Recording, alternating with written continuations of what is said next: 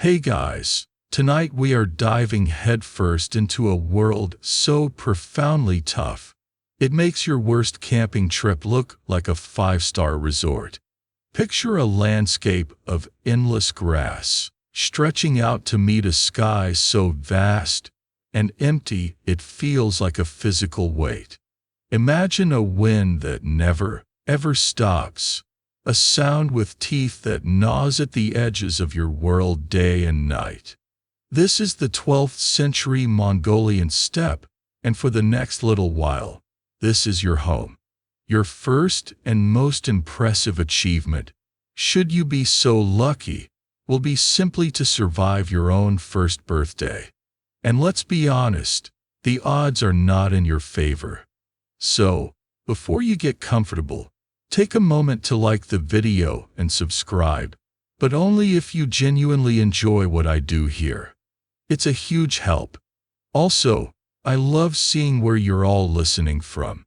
So feel free to post your city and the local time in the comments below. Now, dim the lights, maybe turn on a fan for that soft background hum, and let's ease into tonight's journey together. Your existence begins not with a gentle cry in a sterile room, but with a raw, desperate gasp for air that is immediately searingly cold. You are born on a bed of animal skins laid over the hard-packed earth inside a circular tent, what your people call a gur. There is no soft pastel blue or pink, no cheerful mobile hanging over a crib. Your world is a dome of smoke-stained, greasy felt, held up by a lattice of wood. The only light is a sliver of gray from the smoke hole at the very top of the roof, and the flickering, unsteady glow of a single butter lamp that makes shadows dance like hungry ghosts. The air you breathe is a thick cocktail of scents. It smells of souring milk, of wet wool and lanolin, of the unwashed bodies of your family packed in around you, and overwhelmingly, of burning dung. That is the smell of warmth, the smell of life. The midwife, a cousin of your mother's with hands as rough as dried leather, wraps you not in soft cotton, but in worn strips of hide and felt. She works quickly, efficiently. There is no time for sentiment. Another mouth to feed has arrived, another soul to either strengthen the clan or perish before the next moon. You are immediately, tightly swaddled, bound from your neck to your toes until you are a rigid, helpless little bundle. It's partly for warmth, a necessary defense against the cold that relentlessly seeps through the felt walls of the gur. But it's also for convenience.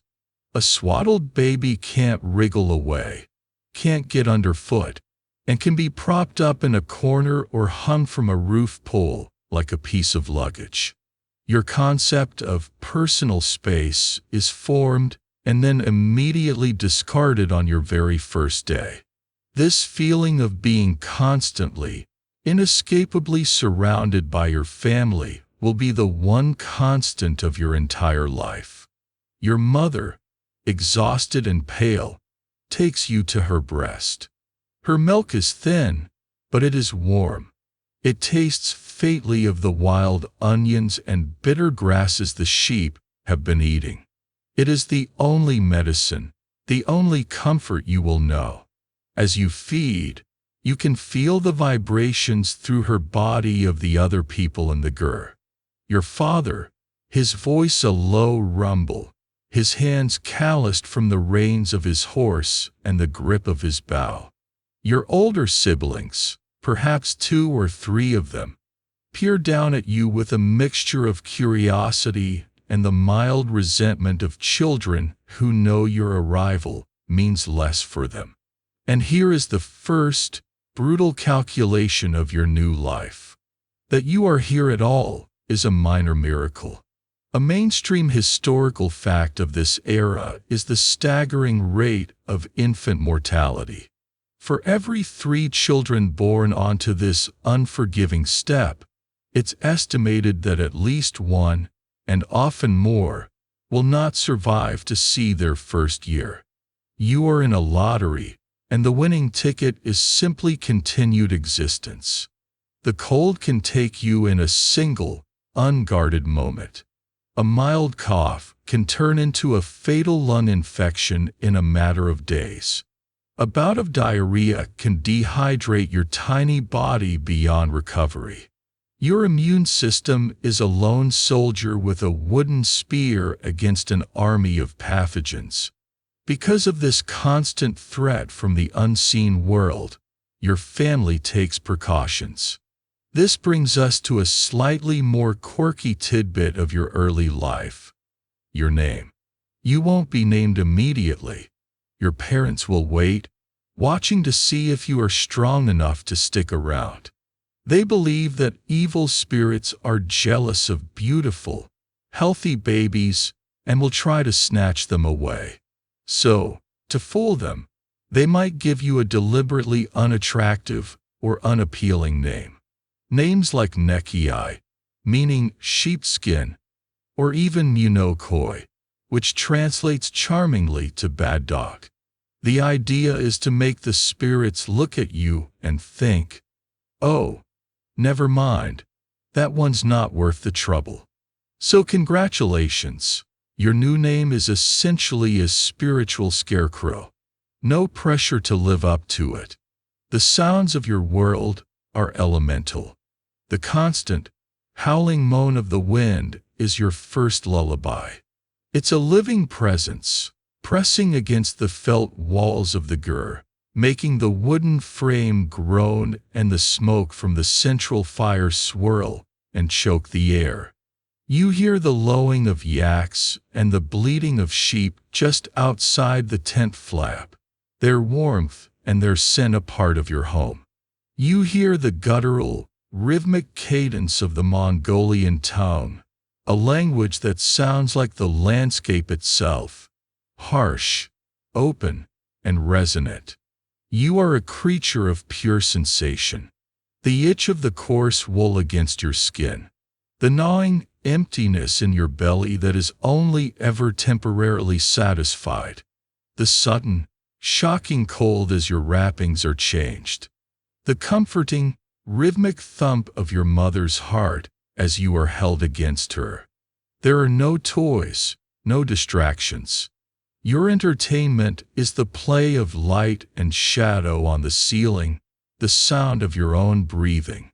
Your world is maybe 10 feet wide. Historians still argue whether the world you've just been born into is one of constant, grinding, low-level violence between clans, or if the large-scale warfare people imagine was actually more sporadic, with long periods of tense, watchful peace in between. For you, this academic debate is irrelevant. Your world is this smoky tent, and the only dangers you comprehend are cold and hunger. The larger conflicts of the steppe, the politics of the clans, the ambitions of distant khans, these are just stories the adults tell around the fire, a deeper vibration in the air that you can't yet understand. You learn the rhythm of the day through your mother. You are tied to her literally. She carries you in a sling on her back as she works, your head lolling against her as she milks the mares, churns the butter, and scrapes hides. Your view is of her back and the endless, monotonous landscape of grass and sky passing by. You feel the jolt and sway of her movements, smell the sweat on her skin. You are less a person and more an appendage, a living accessory to her endless cycle of labor. Your father is a more distant figure. He smells of horse, leather, and the cold, clean air of the open steppe. He comes and goes, a whirlwind of activity, his voice loud, his movements sure. He and the other men are responsible for the herds, for hunting, and for defense. He might occasionally peer down at you. His face, you are no longer a passive bundle, but a crawling, stumbling creature exploring the boundaries of your universe. And your universe is round. It's the gur, the felt tent that is your only sanctuary from the vast, terrifying emptiness outside. As you begin to understand the world, you learn that this single, circular room is not just a home. It is a microcosm of the cosmos, governed by rules as rigid and unchangeable as the rising of the sun. Violating them brings bad luck, the anger of the spirits, and more immediately, the anger of your parents, which is far more tangible. The first rule is the door. It always faces south. This is non-negotiable, a fundamental law of physics in your world. It welcomes the warm sun and avoids the harsh northern winds. When you are old enough to stand, you are taught never, ever to step on the threshold. To do so is a profound insult to the host and the spirits of the home. You must step over it, a high, clumsy lurch for your toddler legs. You also learn that leaning on the two central support pillars that hold up the roof is forbidden. They are the sacred connection between the earth and the sky, and treating them with disrespect is like poking a finger in the eye of Tungri, the great sky god. This is the quirky little detail of your life. Your home has more spiritual tripwires than a modern-day museum. Touching the wrong thing won't set off an alarm, but your mother believes it might cause the prize mare to go lame, and her reaction will be considerably more severe than a stern security guard. Your gur is a precisely organized space, a fact that is as clear and unstated as the law of gravity. This division of space is a core truth of step life. The area directly opposite the door, the northern side, is the most honored place. This is where your father sits, where any important guests are seated, and where the family altar is kept, a small chest with religious icons, maybe a few silver bowls, and offerings to the ancestors. As a child, this space is strictly off-limits. It is the adult section, the VIP lounge of your one-room existence. The rest of the gur is split down the middle. The western side, to the right as you enter, is the man's domain. This is where your father and older brothers keep their bows, quivers, saddles, and ropes. It smells of leather, horse sweat, and metal. The eastern side, to the left, is the woman's world. This is your mother's territory. Here you find the cooking pots, the wooden churns for making arag, fermented mare's milk, the skin bags holding water and milk, the sewing needles made of bone, and the baskets of dried dung for the fire. It smells of sour dairy, wood smoke, and boiling meat. You learn your place instinctively. As a small boy, you might toddle between both sides, but as you grow, you will be gently but firmly guided to the west. Your sisters will stay to the east. The floor is not just packed earth, it is a map of your destiny. And then there is the privacy, or rather, the complete and utter lack of it. You are never, ever alone. You sleep in a communal pile of bodies on felt mats and animal skins, huddled together for warmth. You wake up with someone's foot in your ear and their snores rumbling through your skull. Every conversation is public.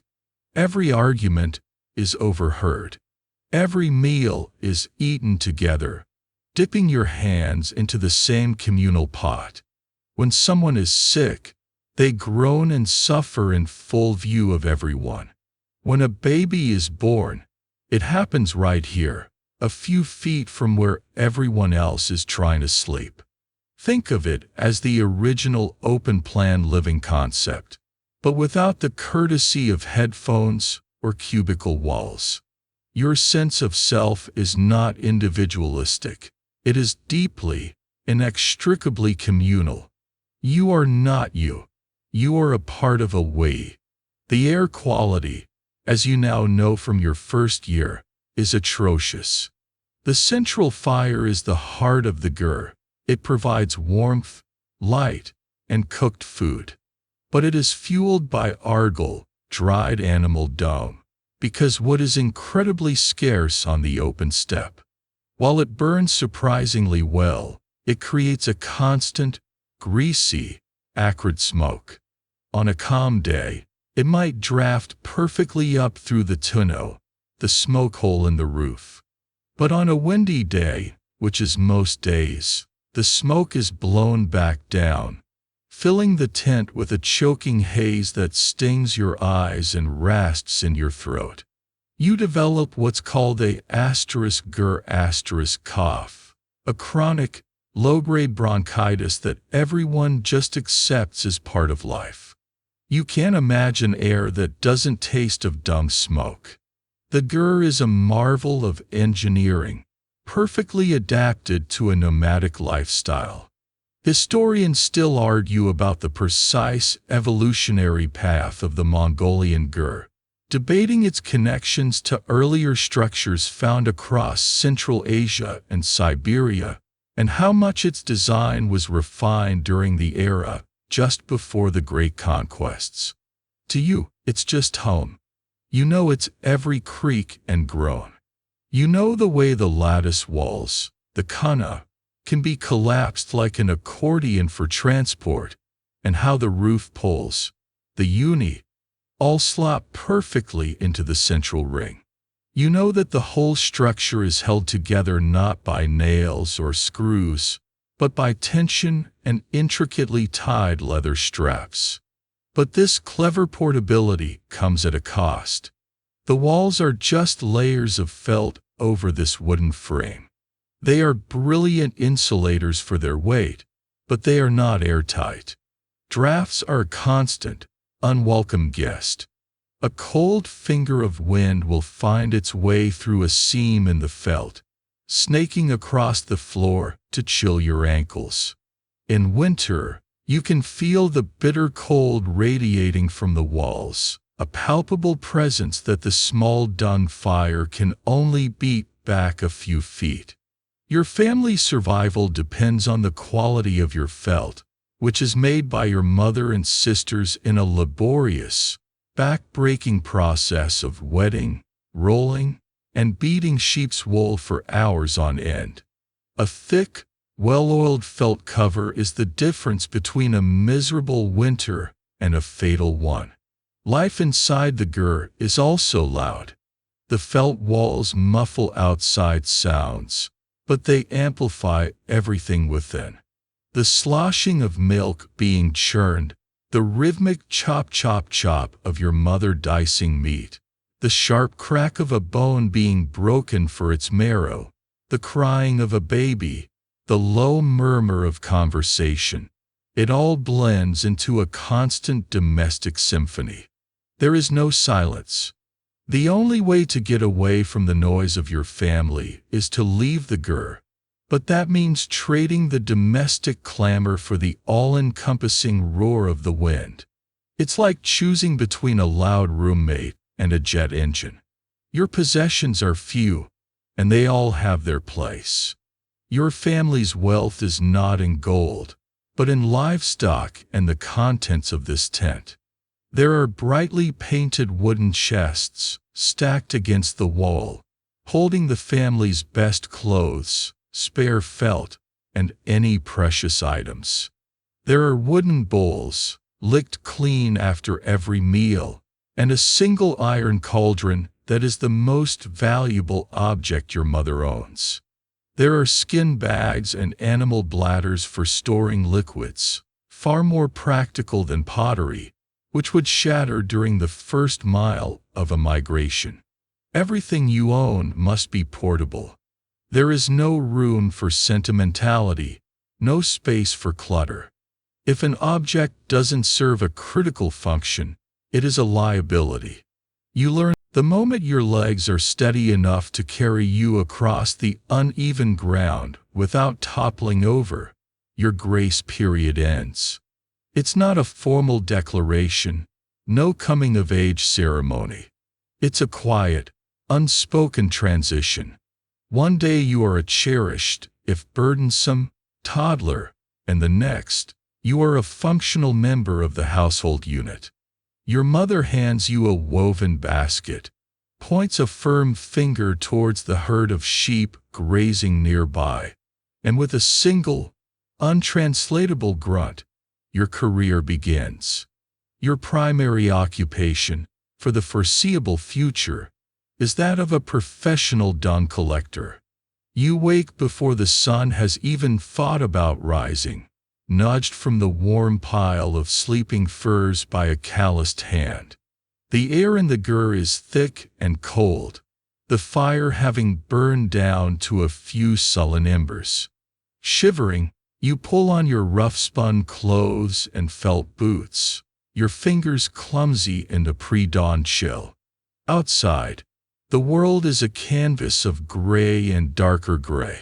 The wind, your constant companion, is already awake and eager to bite at any exposed skin.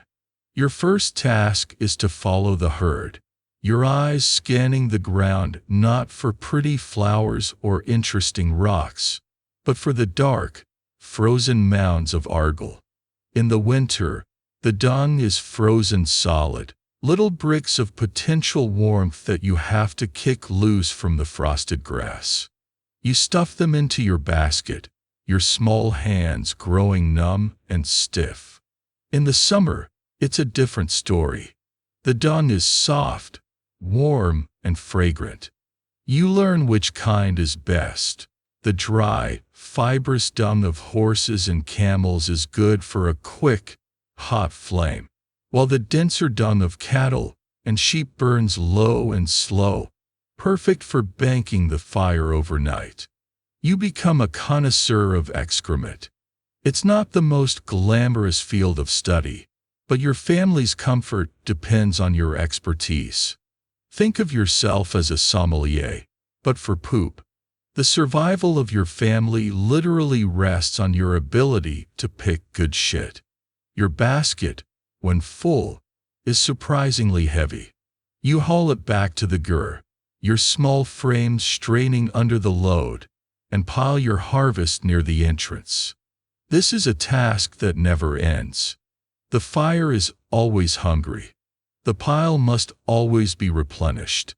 You will spend a significant portion of your childhood walking with your head down, your world defined by the search for the next piece of fuel. Your other main responsibility is to act as a junior shepherd.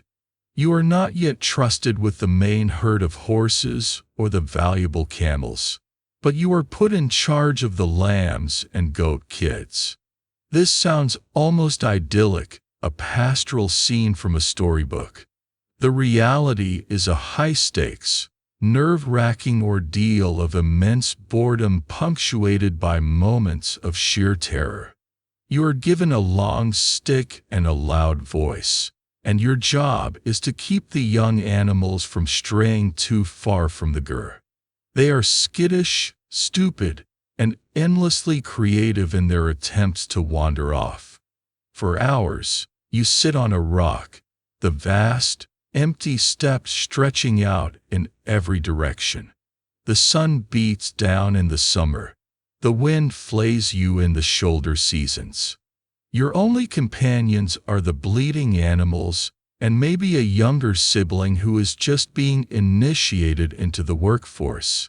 You fight off sleep. You throw rocks at other rocks. You watch the clouds drift across the immense sky. It is a masterclass in monotony. But you cannot lose focus.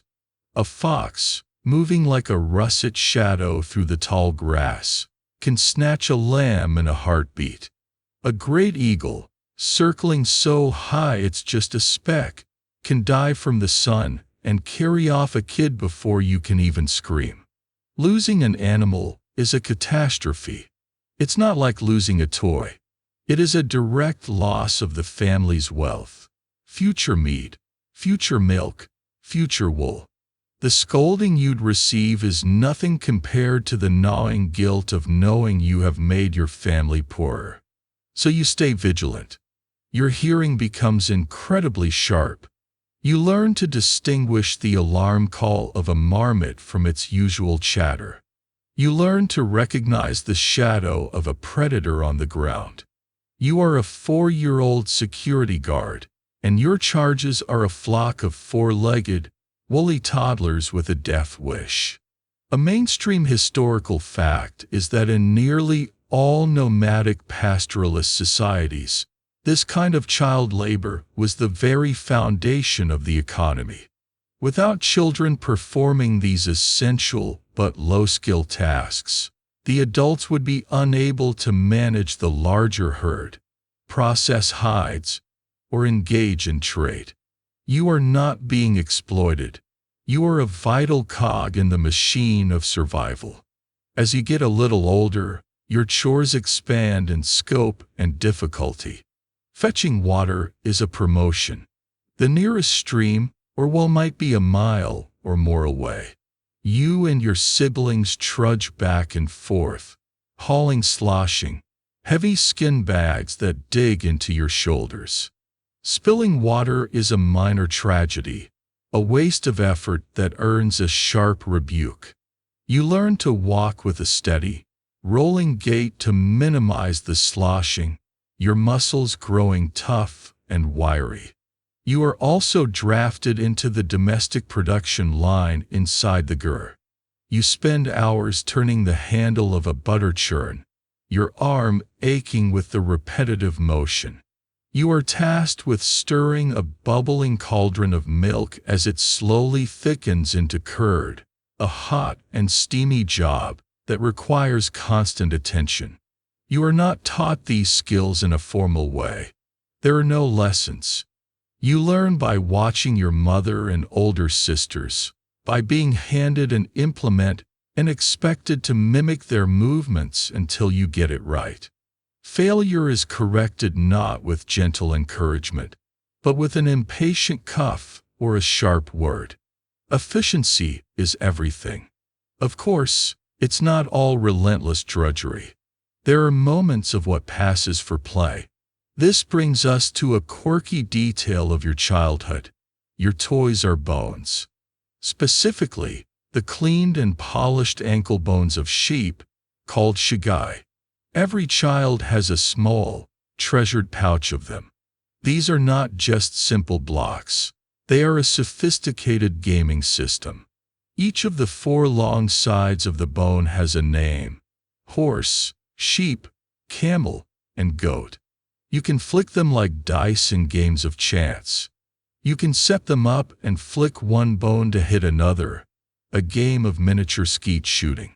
A particularly popular game is a horse race, where players flick their chosen bone along a designated track, the side it lands on determining how many steps it can take. Historians and anthropologists still debate whether the concept of a protected, play-oriented childhood, as we know it, even existed for commoners in this era, or if children were simply seen as miniature adults with developing capabilities. The existence of games like those played with shigai suggests that even in a world of constant work, the human need for play found an outlet, using the materials at hand. Your shigai set is your PlayStation, your Lego set, and your board games, all rolled into one. But these moments of play are brief respites. The majority of your waking hours are dedicated to your chores. There is no school to attend, no books to read. Your education is purely practical. You learn the names of the grasses your animals eat. You learn how to predict the weather by the shape of the clouds and the direction of the wind.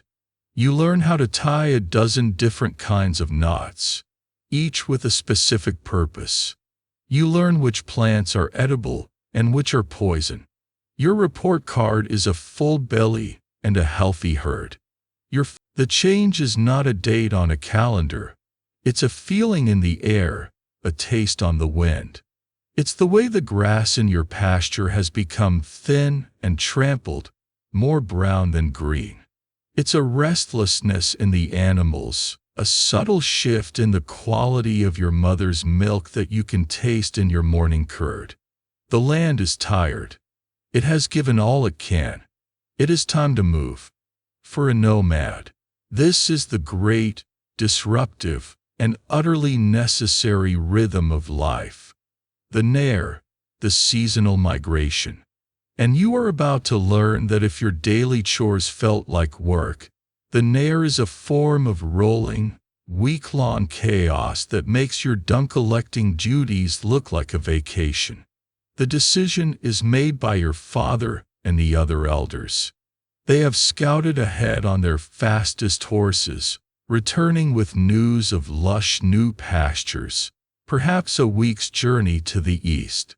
The announcement sets off a controlled explosion of activity. The mood in the ger shifts from monotonous routine to frantic, purposeful energy. Every single object in your world, from the heaviest roof beam to the smallest bone needle, must be packed, loaded, and transported. There is no U-Haul, no friendly movers you can bribe with pizza. There is only your family, your animals, and the sheer force of will required to relocate your entire existence. Your job, as one of the children, is to be everywhere and nowhere. You are a runner, a fetcher, a holder of things. Hold this rope. Don't let those skins touch the dirt. Go find your brother now. You scurry about, trying to stay out of the way of the adults as they begin the monumental task of dismantling your home. It starts with the felt covers. Your mother and sisters untie the 100 knots holding them in place, and the great, greasy, heavy layers are pulled off and folded. Suddenly, your home is no longer a dark, smoky womb, but a skeletal cage standing naked against the sky. The familiar round wall is revealed to be a collapsible lattice of wood, the cunna, which is carefully folded down into compact sections. This is the moment you truly understand that your home is not a place, but a thing. The most dangerous part is lowering the tonneau, the heavy central roof wheel. Your father and uncles grunt and strain, using long poles to carefully guide it down. A dropped tonneau is a disaster, a broken heart for your home that is difficult to repair on the step. You watch with wide eyes, holding your breath. Once it's down, the dozens of roof poles, the uni, are untied and stacked like giant arrows. Within a few hours, the spot where your ger stood is just a dark circle on the flattened grass, littered with the detritus of your life. Ash from the fire pit, a lost piece of string, a dropped button of bone. Now comes the packing. A mainstream historical fact of nomadic life is its brilliant logistics. You don't just throw things onto a cart. Everything is packed in a precise order onto two-wheeled wooden carts, often pulled by oxen or camels. The heavier wooden frame parts go on the bottom, the folded felt covers laid over them like a blanket, and the lighter household goods and chests on top. It's a real-life game of Tetris where the penalty for failure isn't a game over screen, but a broken cauldron or a smashed chest halfway through the journey. And here is a quirky little detail about the process. The packing is not merely practical, it's cosmological. Some accounts suggest that the carts themselves were seen as extensions of the ger. Items from the sacred northern side of the tent were packed in a specific chest and loaded in a place of honor on the cart. Items from the women's side were kept together, and items from the men's side as well. Your entire mobile home is arranged to mirror the sacred geography you learned as a toddler. It's a way of maintaining order and appeasing the spirits even when you are in motion, untethered from the land. Then, the journey itself begins. It is not a quiet procession.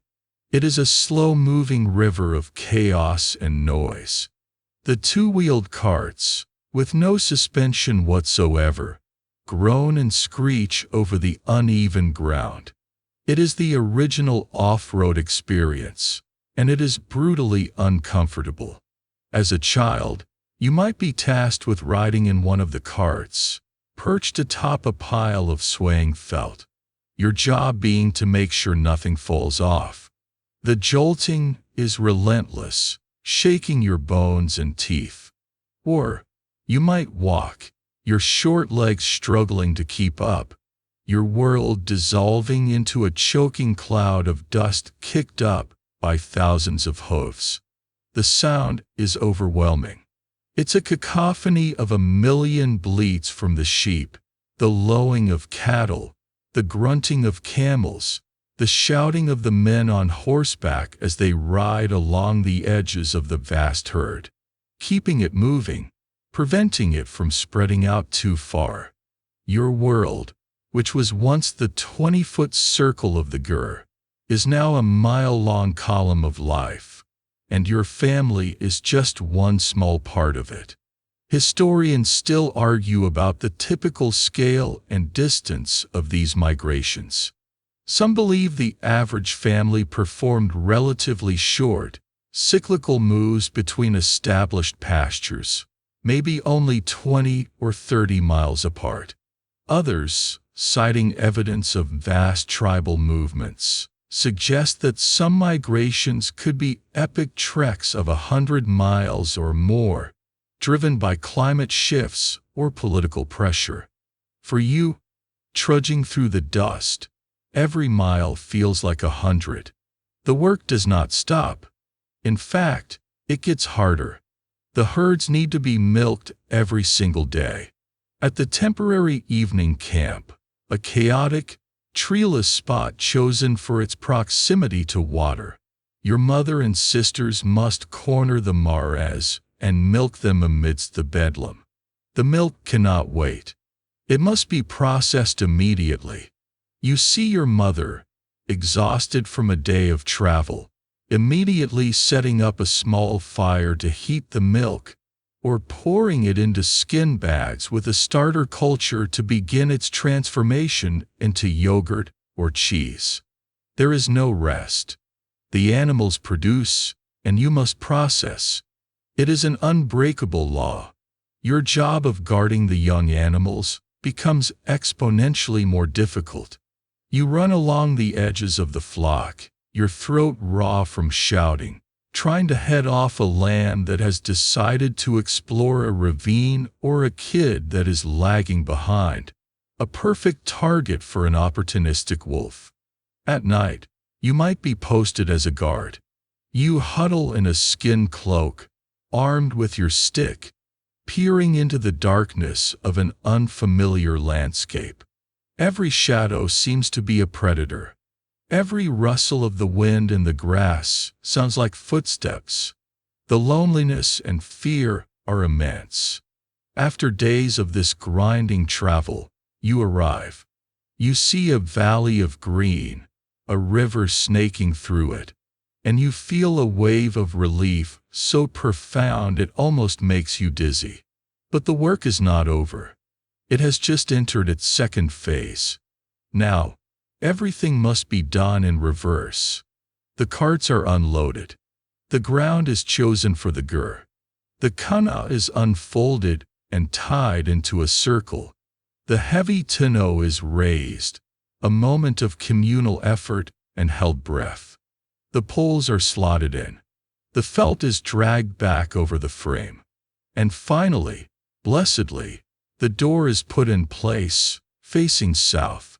Your father builds a new fire in the center of the dark circle of earth. Your mother brings in the cooking pot. You are sent out, basket in hand. The summer migration, with its dust and endless labor, feels like a distant, almost pleasant memory. You now face the true enemy, the great and terrible beast of the steppe that consumes all hope and life. Winter. The Mongolian winter is not just a season, it is a siege. The preparations begin as the first sharp frosts turn the morning grass to a brittle, glittering carpet. The air grows thin and sharp, carrying the scent of impending snow. A frantic urgency grips your family, a race against the inevitable closing of a frozen fist. The final, fattest sheep and goats are slaughtered. There is no sentimentality in this. These animals, which you have guarded all summer, are now your only hope for survival. Your father and the other men work with grim efficiency, their knives flashing. Your job is to help process the mountain of meat. You help cut it into long, thin strips, which are then hung to dry from every available pole and rope inside the gur and on racks outside. The freezing, dry wind is a perfect preservative. The strips of meat, called borts, become as hard as wood and will be your primary source of protein for the next 6 months. Your world becomes a forest of drying flesh, the salty, gamey smell clinging to your clothes and hair. Your mother and sisters work to insulate the gur. Extra layers of felt, carefully stored all summer, are added to the walls and roof. The bottom of the felt cover is banked with earth or piles of dried dung to block the relentless drafts. Every gap, every seam is checked and rechecked. The gur is transformed from a breathable shelter into a sealed, stuffy cocoon, designed to hoard every precious molecule of warmth. Then, the first snows arrive. They are not gentle, picturesque flakes. They come sideways, driven by a furious wind, a blinding white blizzard that can erase the entire world in a matter of hours. The temperature plummets to levels that are hard to comprehend. It can drop to -40. A temperature where Celsius and Fahrenheit meet in a pact of pure misery, a cold so profound it feels like a physical blow. Exposed skin freezes in minutes. The moisture in your breath crystallizes instantly on your scarf or the fur trim of your hood. Your life shrinks back to the confines of the gur. The outside world is a hostile, alien planet. The fire in the center of the tent, once a simple domestic tool, is now the god of your small universe. It must be kept burning at all costs. The stockpile of argil you and your siblings spent the autumn collecting is your lifeline. It is rationed carefully. Letting the fire die in the middle of a winter night is not an inconvenience. It is a potential death sentence. The days are short and dim, the nights incredibly long. Boredom becomes a physical presence, a heavy blanket of lethargy. You huddle with your family in the smoky darkness, listening to the eternal howl of the wind. There is little to do. The men might repair tack or fletch arrows. The women might spin wool or soften leather by chewing on it for hours, their jaws aching. You play endless games of shagai, the clicking of the sheep bones one of the few sounds that cuts through the wind's moan. Your father tells stories, ancient epics of heroes and spirits, his low voice a rumble in the dark.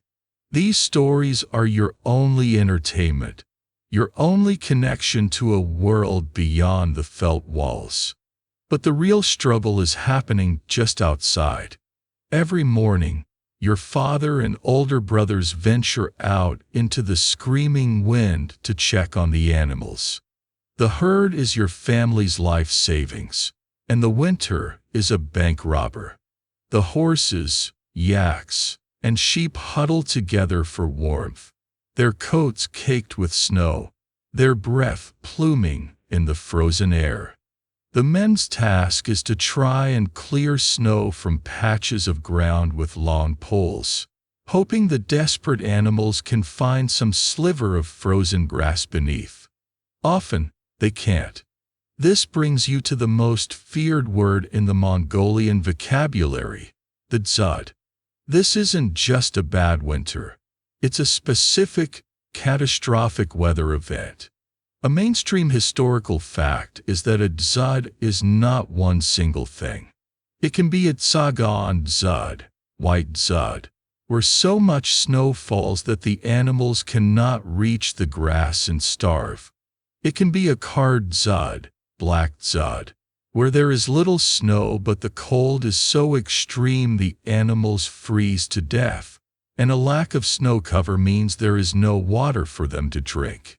Or, in a truly cruel twist, an ice dzud, where a brief thaw is followed by a hard freeze, encasing the entire steppe in a sheet of impenetrable ice. When the dzud comes, the daily routine turns into a desperate battle. The weaker animals start to die. First the old, then the young. You wake up to find that 3 of the sheep you were guarding all summer are now frozen statues in the snow. Their bodies are brought in, thawed, and butchered. Nothing is wasted.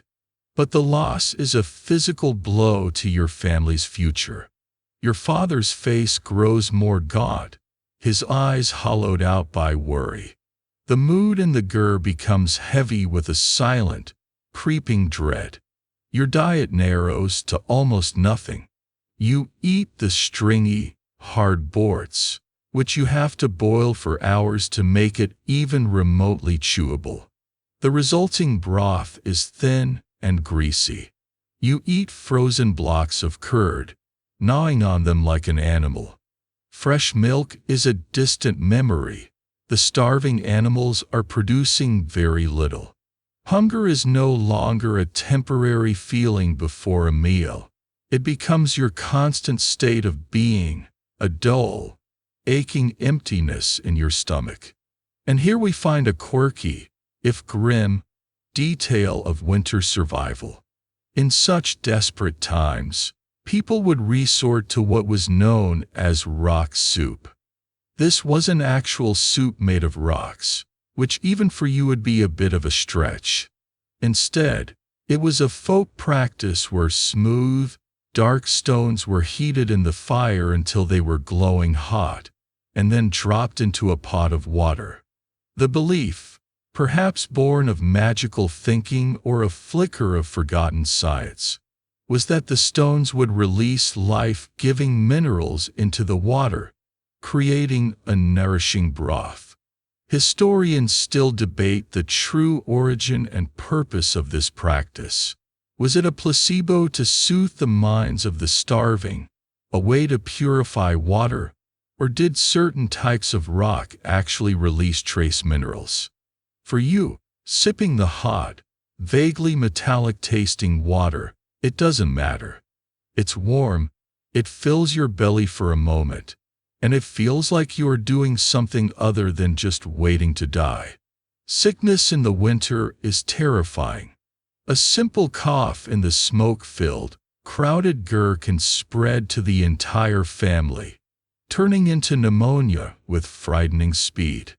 There are no doctors, no antibiotics. You rely on your mother's folk remedies, a broth made from a specific dried herb, a poultice of questionable ingredients applied to the chest. Often, it's not enough. You might watch a younger sibling's breathing become shallow, their skin hot with fever, And then, in the suffocating quiet of the long night, they stop breathing altogether. Grief is a private, silent thing. There is no time for elaborate mourning. The body is wrapped in a felt shroud and taken out to be left on the frozen ground a short distance. The ordeal of the dzud is over, and the first green shoots of grass are pushing through the muddy, thawing earth. The sun feels warm on your face for the first time in months, a forgotten pleasure.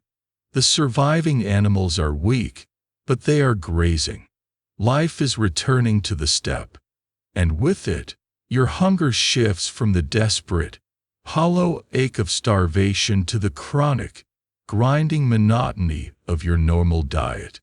You will not starve this spring, but your taste buds are in for a long, uneventful journey through a culinary landscape with all the variety of a concrete slab.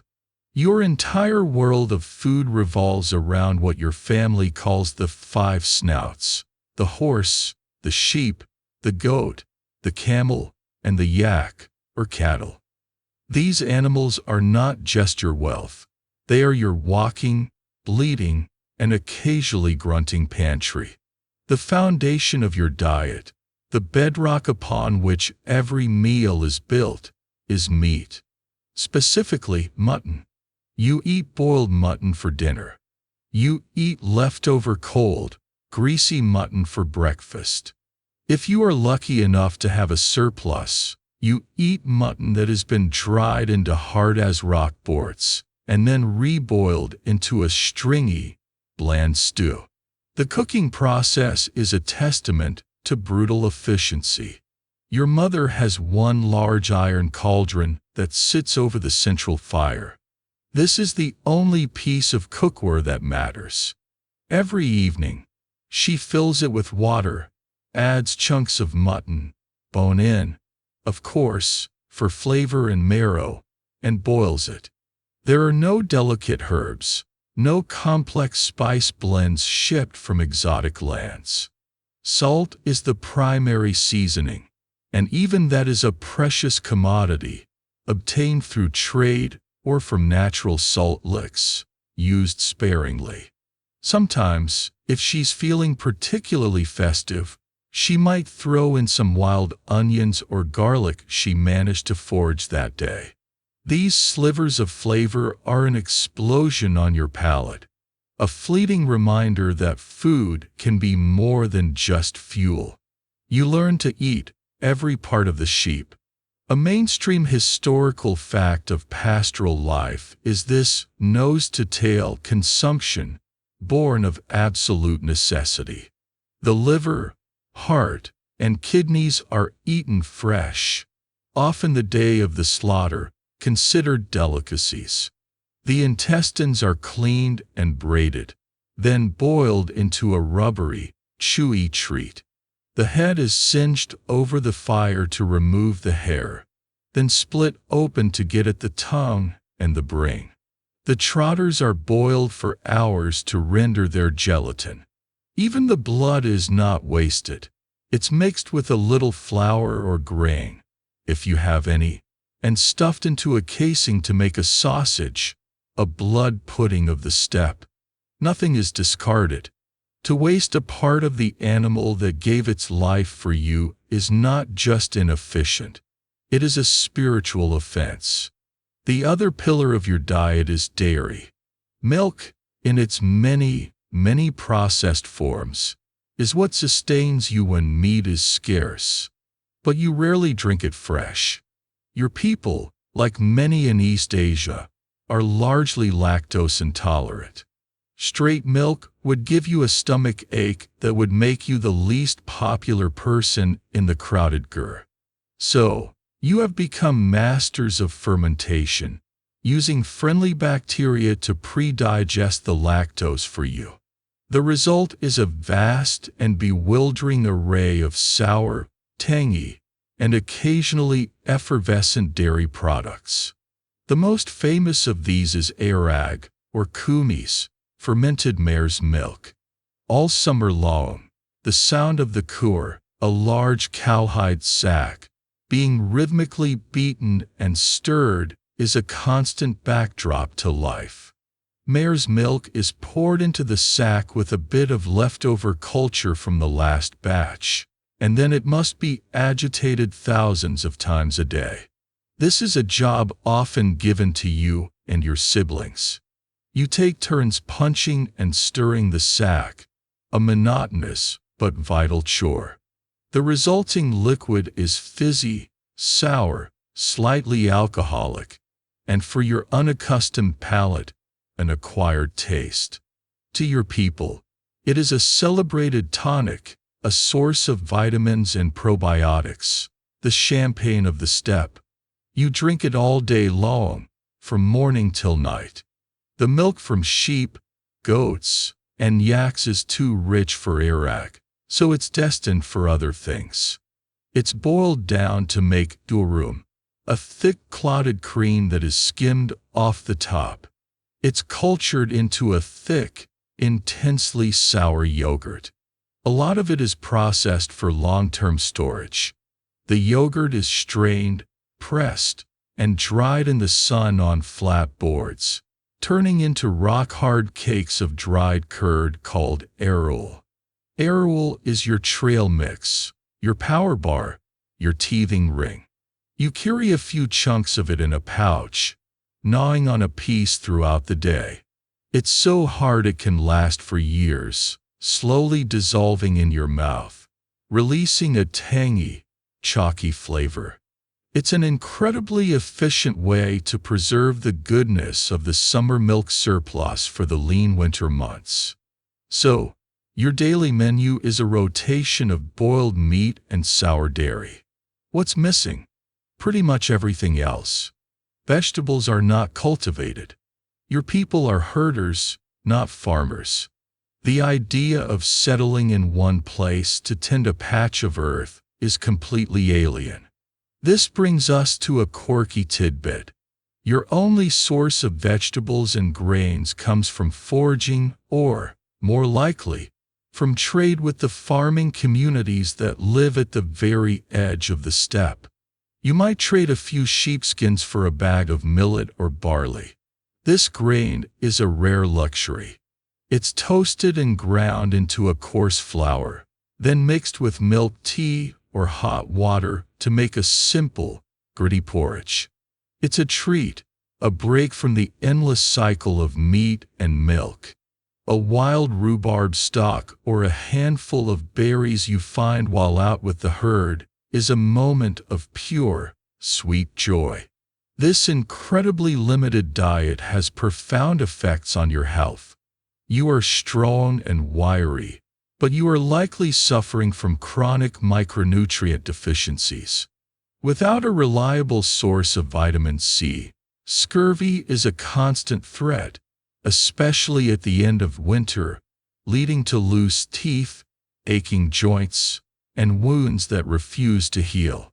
Historians still debate how medieval Mongols coped with this. Some argue that consuming organ meats like liver, which contain a surprising amount of vitamin C, was enough to ward off the worst effects.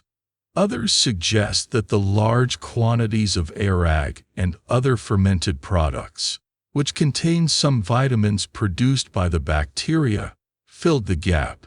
And some believe they were just perpetually on the brink of scurvy, a condition they simply accepted as a normal part of winter hardship. You have no concept of a balanced meal. The idea that you should eat different kinds of food for health is unknown.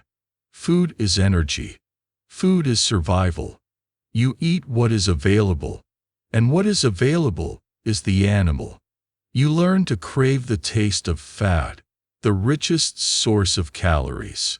A lump of pure sheeptail fat is considered a delicacy, a buttery, melt-in-your-mouth delight. You can chew on a piece of hide to stave off hunger pains. You can drink the salty, greasy broth from the cooking pot and feel your strength return. Your relationship with food is stripped down to its most elemental form. There are no fancy presentations, no delicate flavors to savor. You eat with your hands, hunched around the fire, tearing meat from the bone with your teeth. You use your personal knife, which you carry at all times, to slice off manageable chunks. Mealtimes are your body, fueled by its monotonous diet of mutton and milk, is a resilient machine. It has to be, but it is not invincible. One day, you slip while climbing a rocky outcrop to get a better view of your flock. You land hard, and a sharp, sickening pain shoots through your arm. It hangs at an unnatural angle, and a wave of nausea washes over you. In your world, there is no emergency room, no pristine clinic with specialists on call. When sickness or injury strikes, you enter the terrifying and uncertain realm of steppe medicine, a world balanced precariously between practical folk wisdom and desperate appeals to the spirit world. Your mother is the first responder. She examines your arm, her face a mask of concern. Her medical knowledge is a collection of remedies passed down through generations. She knows which herbs can be chewed into a paste to soothe an insect bite, which mosses can be used to pack a bleeding wound. For a simple cut, she might apply a poultice of fresh animal dung, believing its properties can draw out infection, a remedy that, frankly, sounds like a great way to introduce a whole new cast of bacteria to the party. For your broken arm, though, this is beyond her skills. The bone must be set. Your father takes over.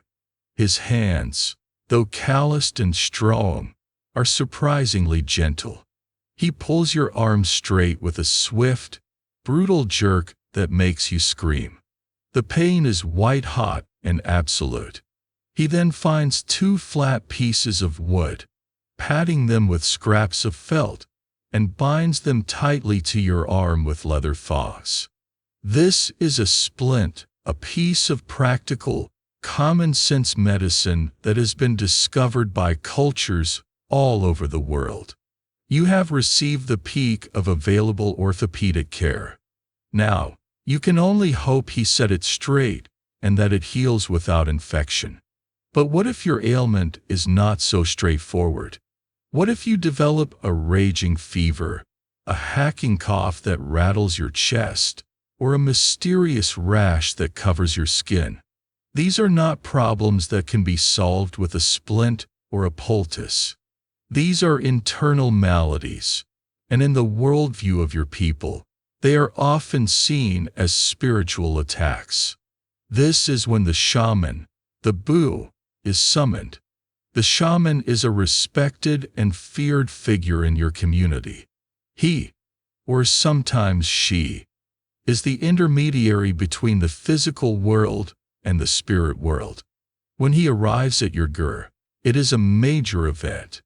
He enters with an air of authority, his costume a bizarre and intimidating collection of feathers, animal skins, metal mirrors, and ribbons. The metal mirrors, a quirky but essential part of the shamanic kit, are believed to deflect evil spirits or allow the shaman to see into the other world. He doesn't carry a medical bag. He carries a drum. The healing ritual begins after dusk. The fire is built up, casting flickering shadows that leap and dance on the felt walls. The shaman begins to chant, his voice a low, hypnotic drone that slowly builds in intensity. Then, he starts to beat his drum. The rhythm is relentless, a driving, hypnotic pulse that seems to match the beating of your own heart.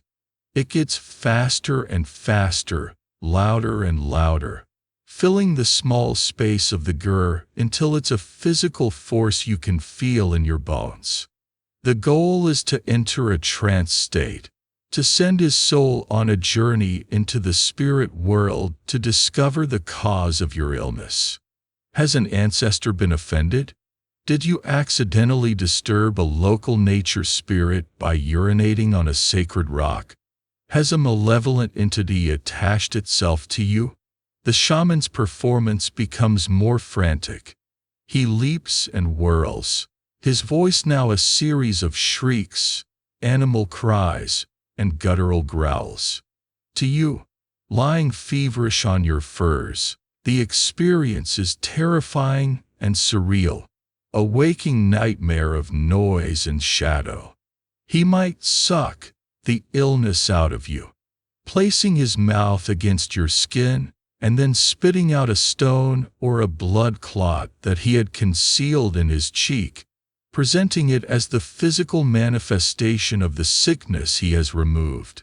Historians still debate the efficacy of shamanic healing. Was it purely a psychological performance, a powerful placebo effect that could calm a patient and perhaps stimulate their own immune system? Or did these shamans possess a genuine, deep knowledge of herbal psychotropics that allowed them to enter altered states of consciousness? Or were they simply masters of theater, providing a vital community service by creating a narrative for suffering that was otherwise random and terrifying? Whatever the truth, for your family, this ritual is your only hope. They watch with a mixture of awe and fear, believing that a great spiritual battle is being waged for your life in the center of their home. But beyond the dramatic rituals, there is a body of practical medicine, some of it surprisingly effective, some of it horrifyingly misguided. A mainstream historical fact is that Mongol military surgeons were highly skilled at treating battlefield wounds. They knew how to clean wounds, stitch them with sinew, and even perform rudimentary surgery like extracting arrowheads. There are accounts of them cauterizing wounds with a red-hot iron, a brutal but effective way to stop bleeding and sterilize the injury. This pragmatic, battlefield-tested knowledge coexisted with the more spiritual approaches. Your people know that the mold that grows on sour milk curd can sometimes help a wound heal faster.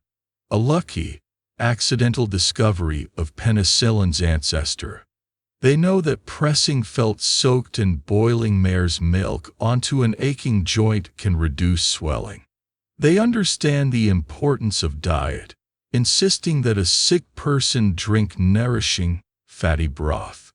These are the trial-and-error successes of a people living in close, constant observation of their environment and their bodies. However, there are also treatments that are utterly baffling. A remedy for eye infections might involve licking the eyeball. Yes, you heard that right. It was believed that the saliva of a healthy person could cure the ailment. Another treatment for jaundice involved scaring the patient with a snake, the shock believed to jolt the liver back into working order. It's a medical system where a surprisingly effective herbal remedy might exist alongside a treatment that sounds like a dare from a particularly unhinged friend. It's a coin toss between a proto-scientific observation and a wild guess based on magical thinking. If you are a woman, the greatest medical trial you will face is childbirth. As you saw with your own birth, it is a non-medical event handled by other women in the community. The risks are enormous. A baby in the wrong position, a hemorrhage after delivery. These complications are often a death sentence for both mother and child. Survival depends on luck and the anatomical lottery. For your broken arm, you are lucky. The shamanic ritual provides comfort to your terrified parents, and your father's splint, a piece of solid practical medicine, does its job. The bone nets, albeit with a slight lump you will carry for the rest of your life.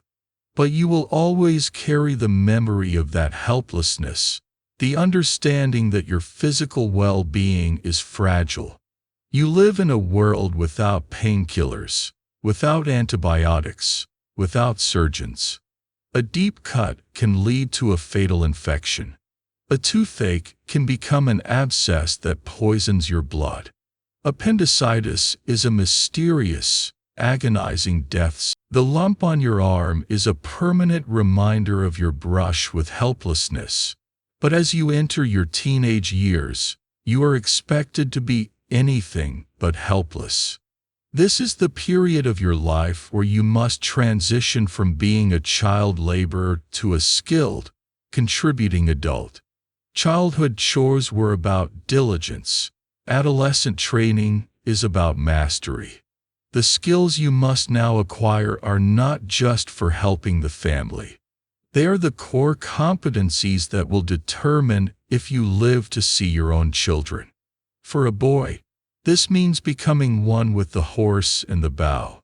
For a girl, it means mastering the complex domestic economy of the gur, especially the grueling art of turning raw animal hides into usable material.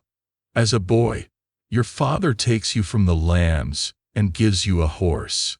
Not a gentle, plodding pony, but a real steppe horse, small, wiry, ill-tempered, and possessing the stamina of a marathon runner.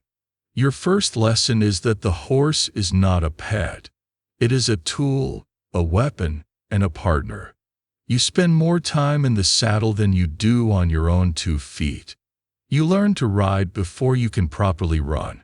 You gallop across the plains, your legs clinging to the horse's sides, learning to move with it, to feel its every twitch and intention. You race your friends and cousins, wild, reckless contests with no rules except to be the first to reach a distant landmark. Falling off is part of the training. You learn to roll, to get up, and to catch your horse before it runs halfway to China. Once you can ride without thinking, your real training begins. Archery from horseback. This is the signature skill of your people, the military technology that will eventually terrify empires. A mainstream historical fact is that the Mongol composite bow was a marvel of engineering. It was not a simple piece of wood like a European longbow. It was a complex, laminated weapon made of a wooden core, a layer of animal sinew on the back, the side facing away from the archer, and a layer of horn on the belly, the side facing the archer. These layers, glued together with a powerful adhesive made from fish bladders, stored immense energy. It was a short bow, perfect for use on horseback, but incredibly powerful and difficult to draw. Your first bow is a smaller, weaker version, but the technique is the same. You learn the Mongolian draw, using your thumb, protected by a bone or horn ring, to pull the string. It's an awkward, painful method at first, but it allows for a faster, cleaner release than the 3-finger draw common elsewhere. You practice for hours on the ground, your muscles straining, until you can draw the bow smoothly and hold it steady. Then, you take it to the saddle. This is where it becomes a kind of brutal ballet. You must control the horse with your legs alone, leaving your hands free for the bow. You learn to shoot at the gallop, timing your release for the moment when all 4 of the horse's hooves are off the ground, the point of smoothest motion. Your father sets up targets, a tuft of wool on a stick, a discarded piece of hide. You ride past at full speed, trying to loose an arrow. At first, your shots go wild, flying harmlessly into the empty steppe. It's frustrating, demoralizing. But you persist, day after day, week after week. Your arms ache, your thumb is raw, but slowly, you improve. You learn to anticipate, to lead a moving target. You and your friends hunt marmots and rabbits from horseback, a practical application of your training that adds precious meat to the family pot. You are becoming a warrior. If you are a girl, your training is just as vital, though it takes place closer to the gur. Your arena is the domestic sphere, and your most demanding skill is the transformation of a raw, bloody animal hide into soft, pliable leather or warm, waterproof felt. This is not a hobby, it is an industry. After the men have butchered an animal, the hide is brought to you and your mother. It is heavy, stiff, and covered in flesh and fat. Your first job is to scrape it clean, using a sharpened bone or stone tool. It's disgusting, smelly work that takes hours of hard scraping, your knuckles raw, your back aching. Once the flesh is gone, the hair must be removed if you're making leather. The hide is soaked in a solution of ash and water, or sometimes stale urine, which helps to loosen the hair follicles.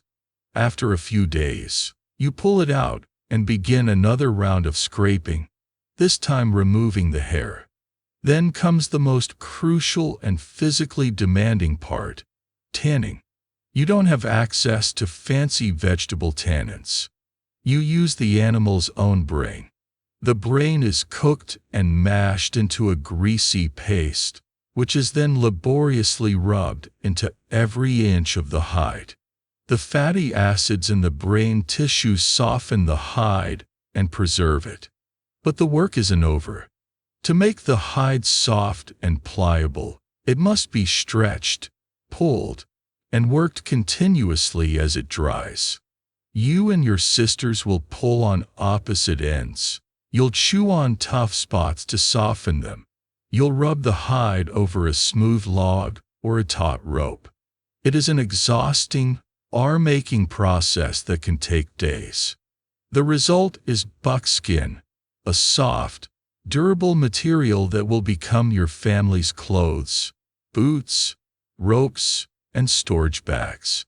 A single hide represents an immense investment of female labor. This brings us to a quirky but vital detail of your domestic life, the sinew. After butchering, the long, tough tendons from along the animal's spine and legs are carefully removed. You are taught how to clean them and then dry them until they are stiff. When needed, you pound these dried tendons with a rock until they separate into fine, incredibly strong threads. This sinew is your thread. It is used to sew your leather clothes, to bind the fletching onto arrows, and to back the bows that your brothers use. The strength of your father's bow and the durability of your family's clothes depend directly on the quality of the sinew you process. Historians still argue about the precise balance of power between genders in Mongol society. While men held the public and political power, some scholars contend that women's absolute control over the domestic economy, processing food, making clothing and shelter, gave them a significant degree of influence and authority within the family and clan. Your mastery of hide and sinew is not just a chore, it is the source of your power. Whether boy or girl, your adolescence is a period of intense, practical education. There is no rebellion, no angst-filled search for identity. Your identity is your function. You are a herder, a hunter, a tanner, a seamstress. You are defined by your skills. The games you play are rehearsals for adult life. The boys wrestle, developing the strength and balance they need for combat. The girls have contests to see who can milk a mare the fastest or set up a miniature gur with the most skill. You are becoming an asset. You are no longer just another mouth to feed. You are a provider of meat, a protector of the herd, a maker of clothes, a preparer of food. You feel a sense of pride in your growing competence. You can now ride as well as your father. You can now turn a hide as smoothly as your mother. You have internalized the rhythms and demands of this life. The endless steppe, once a terrifying void, is now your home, a landscape you can read, and you have mastered the horse and bow, or the arts of the hide and needle. You are a competent, contributing member of your family unit. But your family does not exist in a vacuum.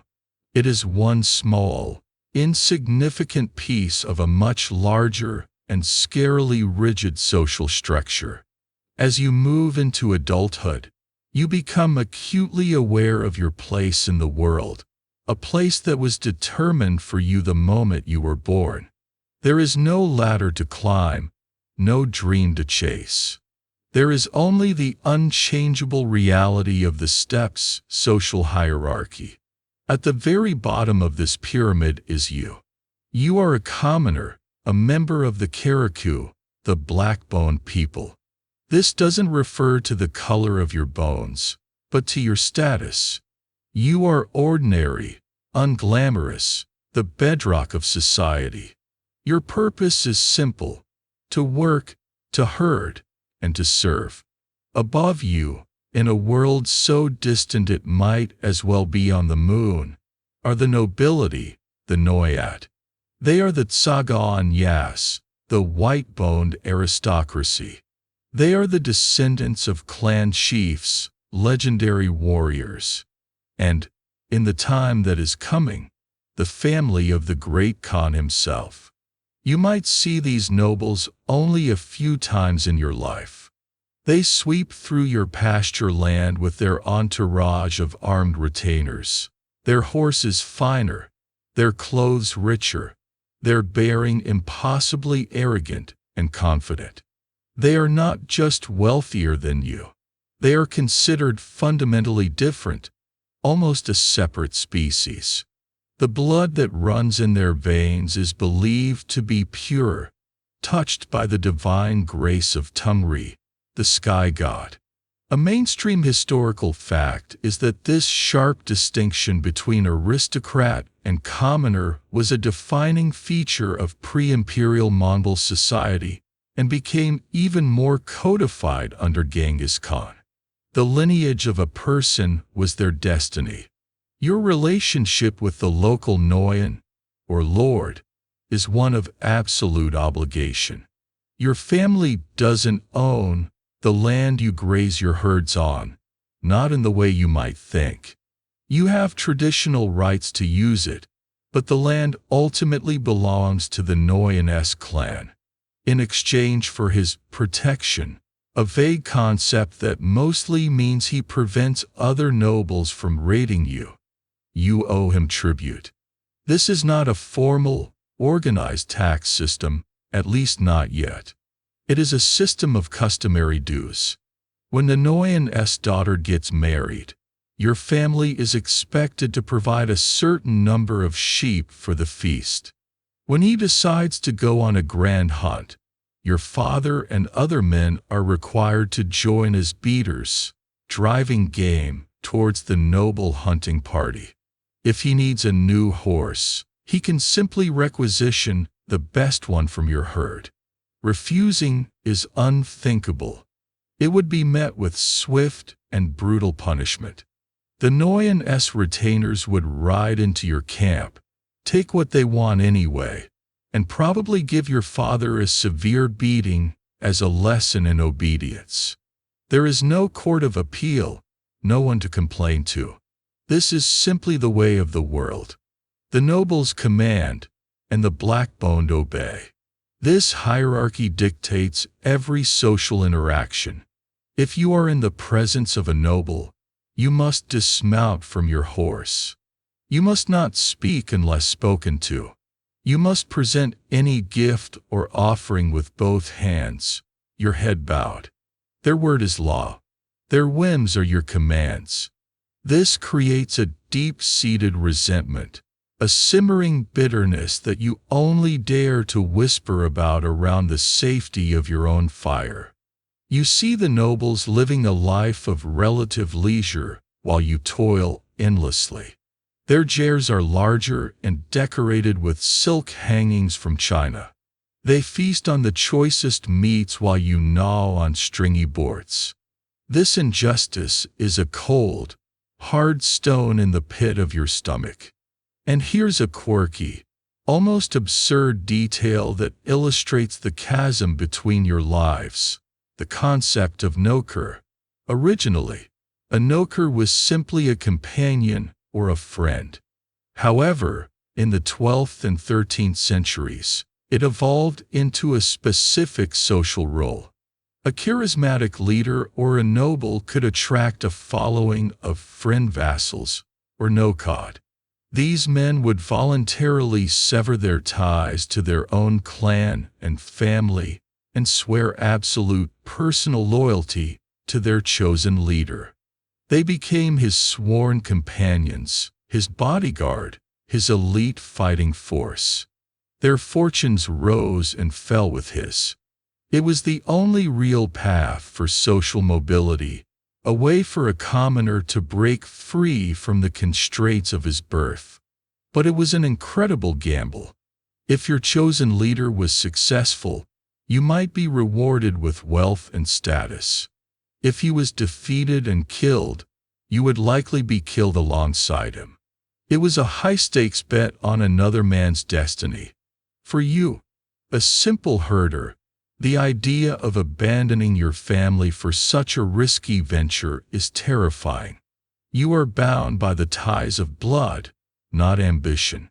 So, you accept your lot. Your world is one of kinship and clan. Your loyalty is to your immediate family, then to your extended kin group, the Obog, and then to your wider clan, the Urgen. These bonds are everything. They are your social safety net. If your family's herd is devastated by a Zod, it is your relatives who will lend you animals to start again. If you are raided, it is your kinsmen who will ride with your father to seek revenge. This web of kinship is your strength, but it is also a cage. You are born into a certain clan, and you will die in it. Your feuds are your clan's feuds. Your alliances are your clan's alliances. You have no individual say in the matter. Historians still debate the degree of social rigidity before the rise of Genghis Khan.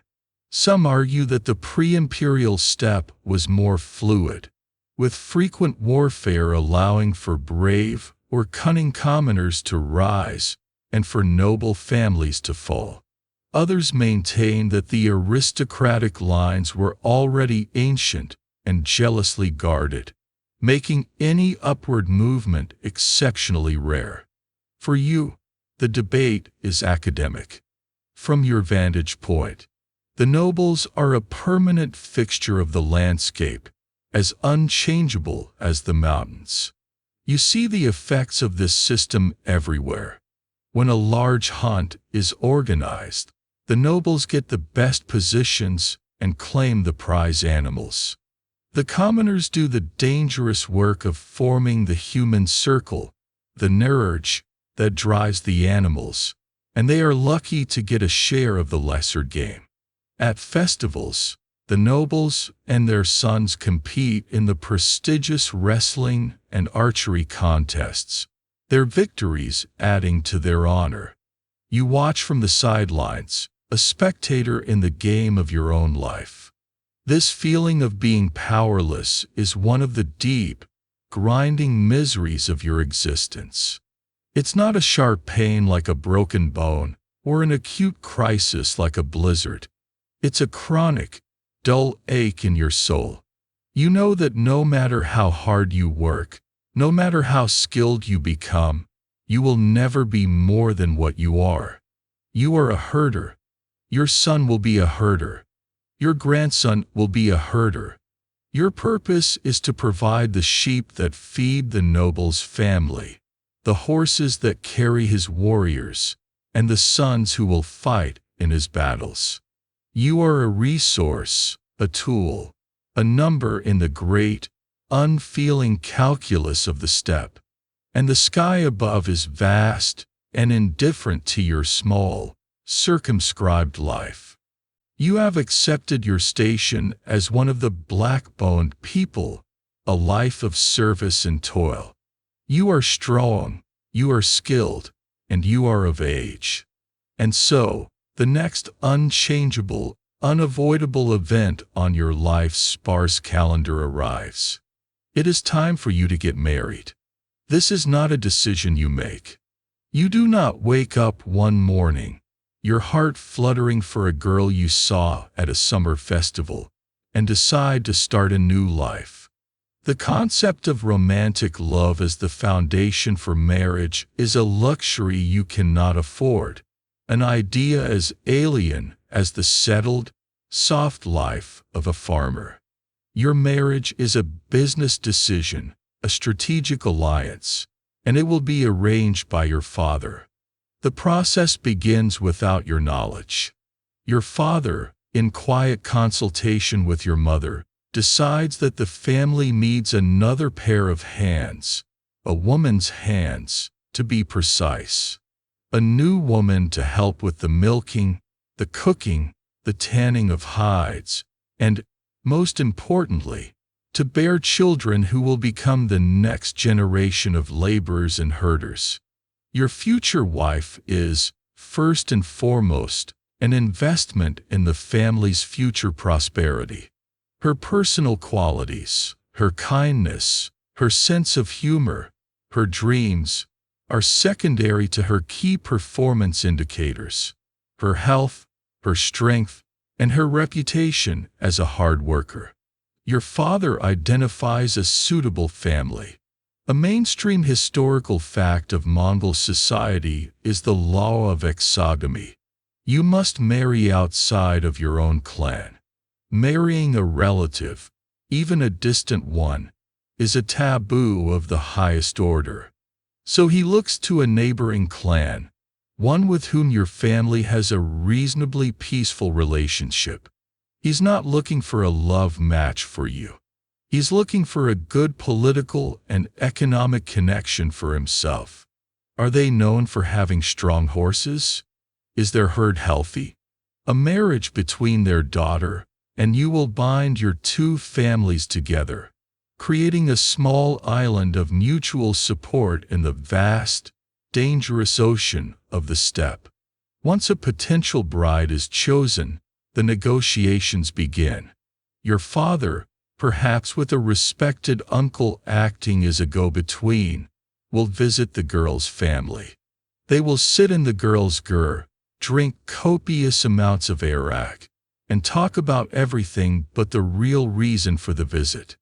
They'll discuss the weather, the quality of the grazing, the health of their herds. This is the delicate, formal dance of negotiation. Finally, your father will state his intention. He wishes to ask for their daughter for his son, for you. Then comes the haggling. This is the crux of the entire arrangement, the bride price. To compensate the girl's family for the loss of her labor and her reproductive capacity, your family must pay. This payment, the BER, is almost always paid in livestock. The girl's father will ask for a high price, 10 horses, 20 sheep, a camel. Your father will counter with a lower offer, pleading poverty from the last zud. The negotiation can go on for days, or even weeks. It's a high-stakes business merger where the main asset is a teenage girl who is probably listening to the whole thing from the other side of the gur. There's no swiping right on the steppe. The only apps your father uses are experience and a keen eye for livestock. The final price can be staggering for a commoner family like yours. It might represent a significant portion of your herd, a blow to your family's wealth that will take years to recover from. You, the groom, are subtly a very expensive acquisition. This is why you are trained so hard, why your skills are so important. Your ability to work and contribute is the only thing that justifies this enormous outlay. While your family is paying a bride price, the bride does not arrive empty-handed. She will bring a dowry, which consists of the essential goods she will need to run her part of the household.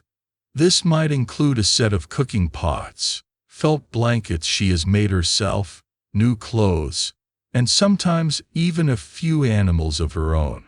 Her family is essentially providing her with a starter kit for her new life. But what if your family is too poor to afford the bride price? Or what if the girl's father simply refuses the match? This is where a much darker and more dramatic custom comes into play, a quirky and often brutal tidbit of steppe life: the marriage by abduction. The term, Georgii of Laga, sounds straightforward, and sometimes it was. A man, with the help of his kinsman, could literally ride to the girl's camp and carry her off. This could lead to a violent, bloody feud between the two families that could last for generations. However, it was not always so clear-cut. Sometimes, a bride abduction was a piece of social theater, a prearranged elopement that the couple had planned to circumvent their family's disapproval or the financial burden of the bride price. The girl might protest and struggle for the sake of honor, but she had already agreed to go. It was a way for individuals to exert some small measure of control over their own destinies in a world that gave them very little. And this raises a question that historians still argue about. How much agency did women actually have in this process? From your perspective as the groom, you have almost none. But what about the bride? Was she simply a passive object, a piece of property being traded between men? The official answer is yes. In this patriarchal society, a daughter was under the absolute authority of her father until she was passed to the absolute authority of her husband. However, the reality was likely more nuanced. A mother would have a strong say in her daughter's match, evaluating the character and resources of the groom's family. And a daughter who truly, vehemently objected to a match could make her opinion known. While she couldn't simply say no, her sustained resistance, her tears, and her appeals could sometimes persuade a father to seek a different, less miserable alliance for his child. Her power was not in direct refusal, but in the power to make the alternative, a deeply unhappy and potentially uncooperative daughter-in-law for the other family, seem like a very bad deal. Eventually, the deal is struck. The bride price is paid. A day is set for the wedding. This is not a grand ceremony. There are no fancy clothes or religious rites. The event is the bride's journey from her father's ger to your family's ger. She is escorted by her brothers, who formally hand her over to you and your family. There might be a modest feast, more boiled mutton, where her family and yours share a meal to symbolize the new alliance. The most important moment is when she enters your ger for the first time. She must not touch the threshold. She will be given a drink of milk tea and a piece of fat, symbolizing her incorporation into her new family. She is now one of you, and she is a complete stranger. You may have seen her once or twice from a distance. You have never spoken. You know nothing about her, and she knows nothing about you. Your wedding night is spent in the same smoky, crowded ger with your entire family pretending to be asleep a few feet away. Privacy is a concept that has yet to be invented. The two of you, two virtual strangers bound by a contract, must now begin the awkward process of becoming husband and wife. There is no honeymoon, no period of adjustment. The next morning, she is expected to rise before everyone else and begin her life of labor in her new home. Under the watchful and critical eye of your marriage has been settled, the bride price paid, and a new, unfamiliar woman now shares the cramped space of your gur. You are beginning the awkward, fumbling process of building a life together. But the fragile stability of your family unit is constantly threatened, not just by the impersonal forces of nature like the dzud or disease, but by a much more immediate and terrifying danger: other people. Before the rise of a unifying power, the 12th century steppe is a fractured, violent checkerboard of rival tribes and clans. And your most constant, gnawing fear is the raid. The raid is not a formal battle or a declared war. It is a swift, brutal, and terrifying act of theft and violence. The goal is not to conquer territory, but to steal the two things that matter most on the steppe: livestock and people. It can happen at any time, but it is most common in the dead of night or the gray, disorienting light of dawn. You are asleep in the gur, huddled for warmth with your family and your new wife. The only sounds are the sighing of the wind and the soft snores of your father. Suddenly, the deep-throated barking of your camp dogs erupts into a frantic, terrified frenzy, quickly silenced by a yelp. Before you are even fully awake, you hear it: the thunder of unshod hooves on hard earth, a sound that vibrates through the ground and into your bones. Then comes the shouting, not the familiar calls of your own people, but the guttural war cries of a different clan. Chaos erupts. Your father is already on his feet, grabbing his bow from its place on the western wall of the gur. Your older brothers do the same. The women and children huddle together in the center of the tent, their faces pale with terror in the dim light of the dying fire. The air is thick with the smell of fear. You can hear the raiders crashing through your herd, their shouts mingling with the panicked, high-pitched bleating of sheep and the desperate lowing of cattle. They are driving off your wealth, your food source, your entire future. You, as a young man, are expected to fight. You grab your own bow, your hands slick with sweat, your heart hammering against your ribs. You follow your father out of the gur into the pre-dawn chaos. The scene is a nightmare. Dozens of dark figures on horseback are swarming your camp. The moon, if there is one, offers only enough light to see silhouettes. Men armed with spears and lassos, their movements swift and terrifyingly efficient. You knock an arrow, your training taking over, but your hands are trembling. Who do you shoot?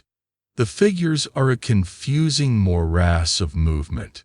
A stray arrow could hit one of your own kinsmen rushing from a neighboring gur.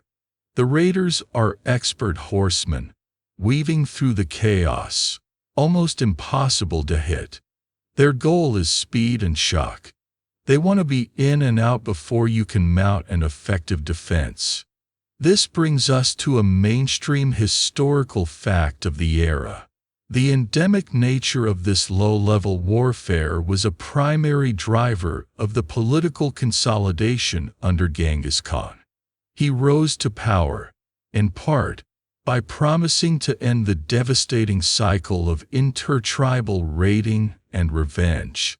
He offered security, a pax mongolica for the steppe itself, and for a common herder like you, whose life could be destroyed in a single night. This was an incredibly appealing promise. The misery of constant insecurity was a powerful motivation for accepting a single, strong ruler. But that unified peace has not yet come. Tonight, there is only violence. You see a raider expertly swing a long pole with a loop of rope at the end, a lasso known as an urga, and snag one of your family's precious horses. Another group of raiders is focused on the sheep, driving a whole section of the flock away from the main herd. This is not random violence. It is a well-planned smash-and-grab operation. And then the most terrifying part begins. Some of the raiders dismount and storm the jars. You hear screams, not of pain, but of pure terror. They are not just here for animals. They are here for people. A strong young man can be taken as a slave. A skilled woman is a valuable prize, a new wife or servant for the raider's own camp. Your new wife is inside your gur. The thought shoots a bolt of ice through your veins. You run back towards your tent, shouting her name. You see two raiders dragging your older sister out of her own family's gur. Her husband lies on the ground, a dark stain spreading on his tunic. She is fighting, kicking and screaming, but she is no match for them. This is the brutal reality of the raid. Captives were a primary objective. A quirky and rather grim detail of steppe life is that many marriages were the result of these abductions. A woman stolen in a raid would often be forcibly married to one of her captors. Her life as she knew it would be over, and she would have to adapt to a new life among the very people who had destroyed her family. Temujin's, the future Genghis Khan's own wife, Borte, was famously abducted by the rival Merkit tribe early in their marriage, and his quest to rescue her was a pivotal event in his rise to power. You see a raider emerge from your own gur, pulling your wife by the arm. She has a cooking knife in her other hand and is trying to slash at him, her face a mask of fury. For a moment, you are frozen by a mixture of terror and a strange, fierce pride. Your father, appearing from the darkness, brings the heavy spine of his axe down on the raider's shoulder. The man cries out and drops your wife's arm. You rush forward, pulling her behind you, your small bow feeling like a child's toy against the backdrop of such brutality. The raid lasts for what feels like an eternity, but is likely no more than 20 minutes. As quickly as they arrived, the raiders are gone, melting back into the vast darkness of the steppe, driving their stolen loot before them. Silence descends, broken only by the whimpering of frightened children and the low moans of the injured. The dawn reveals the devastation. Your family's herd has been decimated. Perhaps half of your sheep and a dozen of your best horses are gone. Your uncle is dead. Your cousin has a nasty spear wound in his leg. 2 girls from a neighboring gur are missing, taken. Your family's wealth, painstakingly built over generations, has been slashed in a matter of moments. You have been plunged from subsistence into poverty. The aftermath is a period of grim, silent shock, followed by a burning desire for revenge. Historians still debate the formal structure of these vendettas. Was it a simple, chaotic cycle of an eye for an eye? Or did it follow more unwritten customary laws about what constituted a just reprisal? For you, the debate is meaningless. The men of your clan gather, their faces like stone. They will ride out.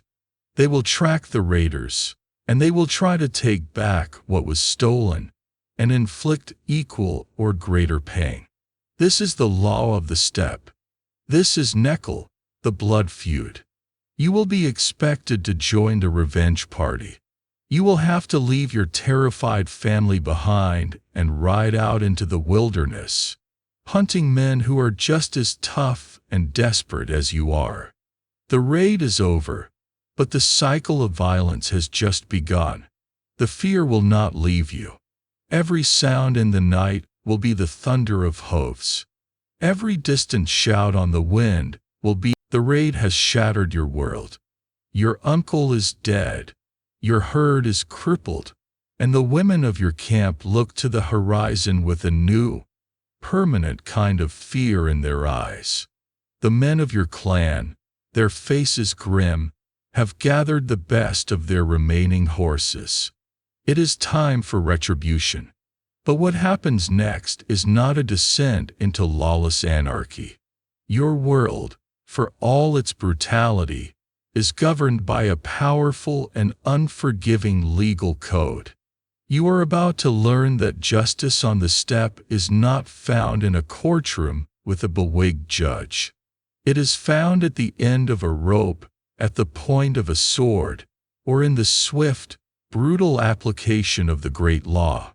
Before the empire, your system of justice is based on the clan. An offense against you is an offense against your family and your kin. The responsibility for seeking justice falls upon your father and his brothers. This is the Neckel, the blood feud you are now a part of. But even this is not without its rules. The goal is not to annihilate the enemy clan. That would be unsustainable and foolish. The goal is to restore balance, to take back what was lost, and to exact a price in blood that is seen as equivalent to the offense. It is a terrifyingly personal form of accounting. You ride out with the men of your clan, your heart a cold knot of fear and grim determination. You are not a soldier in an army. You are a shareholder in a company of revenge. After days of tracking, you locate the raiders' camp. The counter-raid is as swift and brutal as the one you endured. In the chaos, you fight not with the disciplined tactics of a trained army, but with the desperate fury of a wronged man. You manage to reclaim some of your stolen sheep and horses, but the cost is high. 2 more of your kinsmen are killed in the skirmish. The cycle of violence has spun another turn, and now the other clan has a blood debt to claim from you. This system, you realize, is a relentless engine of misery, ensuring that the steppe is never truly at peace. This is the world that Temujin, the future Genghis Khan, inherits. And it is the world he will utterly transform. A mainstream historical fact, and perhaps his most significant internal achievement, was the creation and imposition of the Yasa, or Ikzasik, the Great Law. The Yasa was a secret written code of conduct that consolidated and codified the various customary laws of the Mongol tribes. It was not a document for public reading. Indeed, its exact contents are one of history's great mysteries, as no complete version has ever been found.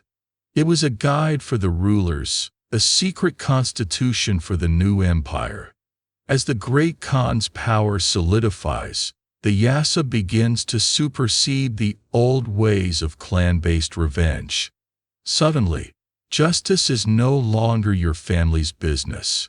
It is the state's business. The Neckel is outlawed. If your camp is raided now, you are forbidden from seeking your own revenge. Instead, you must report the crime to the Khan's representative, the Dargachi. The state will investigate, and the state will punish. And the punishment under the Yasa is terrifyingly simple. For most serious crimes, the penalty is death. Adultery? Death. Stealing an animal? Death. Often with the requirement that the thief repay the value of the animal 9 times over. And if he couldn't, His children were taken as slaves. If he had no children, he was executed, urinating in a river or spring. This was seen as a profound defilement of nature, and the penalty was death. Being a coward in battle or deserting your post. Death. The list goes on. The Yasa was designed to enforce discipline, unity, and order through absolute, uncompromising terror. You learn about this new justice not from a book, but from witnessing it. A man from a neighboring camp is caught having stolen a horse. He is not from your clan, but his crime is now everyone's concern. The Khan's officials arrive. There is no lengthy trial. The evidence is clear. He was caught with the horse. The sentence is pronounced. He is tied between two horses that are then driven in opposite directions. It is a gruesome, spectacular, and public lesson. The message is simple and brutally effective. The old ways are over. Your personal grievances are now irrelevant. There is only the law of the Khan. This brings us to a quirky and somewhat debated aspect of the Yasa, its sheer scope. Some sources claim it dictated incredibly minute aspects of daily life. For example, one alleged law forbade a person from plunging a knife into a fire, an act considered deeply disrespectful to the spirit of the flame. Another supposedly dictated the precise way an animal must be butchered for food, its chest cut open and its heart squeezed to death, to avoid spilling sacred blood onto the ground. Historians still argue about which of these detailed rules were part of the formal Yasa and which were simply long-standing cultural taboos, or tsair, that were already widely observed. Was the Yasa a revolutionary legal document, or was it largely a formalization of existing steppe customs, cherry-picked and enforced with a new, terrifying rigor? For you, the distinction is academic. Your life is now governed by 1,000 rules, both new and old, and the penalty for breaking them is no longer a scolding from your mother, or even a feud with your neighbor, but a swift and final judgment from an impersonal, all-powerful state. This new system is a strange and double-edged sword. On the one hand, you feel a new sense of security. The fear of the midnight raid, the gnawing terror that defined your early adulthood, begins to recede. You can sleep a little easier knowing that the man who might have once considered stealing your sheep now fears the Khan's justice more than he desires your property. The roads become safer, merchants begin to travel more freely, and the constant, draining warfare between clans subsides. But this security comes at a terrible price: your freedom. Your actions are now circumscribed by a rigid set of rules you did not create and cannot question. You live in fear not of a rival clan, but of the law itself. Did you accidentally show disrespect to a noble? Did you fail to show proper hospitality to a state messenger? Any small misstep could be interpreted as defiance, and defiance is not tolerated. You see this in the way your father now speaks. The old, proud defiance is gone, replaced by a careful, watchful obedience. He pays his taxes, a new and unwelcome concept, on time, giving the Khan's officials the required number of animals without complaint. He teaches you the new rules with a grim seriousness. Don't do that. It is forbidden by the great law. The Yasa is like the wind, invisible, ever-present, and powerful enough to destroy you if you stand against it. One evening, a high-ranking official, a Noyan in the Khan's service, camps near your gur. His authority is absolute. In the old days, you would have simply feared his retainers. Now, you fear the law he represents. He requisitions several of your sheep for his evening meal. Your father complies instantly, his head bowed, offering the best animals he has. The Noyan barely acknowledges him. You see in your father's eyes a familiar look, the simmering resentment of the black-boned for the white-boned, but now the constant grind of your life, the herding, the tanning, the migrating, the ever-present fear of hunger or violence, is punctuated by rare, explosive moments of collective joy. These are the seasonal festivals, the Naadam. A Naadam is not a gentle affair with village fetes and flower shows. It is a raw, powerful, and deeply necessary outlet for the pent-up energies and frustrations of a people whose lives are otherwise defined by hardship and restraint. It is your only vacation, and it is centered around activities that are just as brutal and dangerous as your daily life. A Naadam is usually held in the summer, when the grass is lush, the animals are fat, and the milk flows freely. It might be organized by your local Noyan to celebrate a victory, a wedding, or simply the turning of the seasons. Word spreads across the steppe, and families like yours will travel for days to converge on a wide, flat plain chosen for the event. The atmosphere is electric, a stark contrast to the quiet isolation of your normal existence. Hundreds, sometimes thousands, of jars are erected, forming a temporary city of felt. For the first time in months, you are surrounded by a sea of people, distant relatives, members of allied clans, and strangers. The air hums with excitement, the smell of roasting meat, and the happy, chaotic noise of a huge gathering.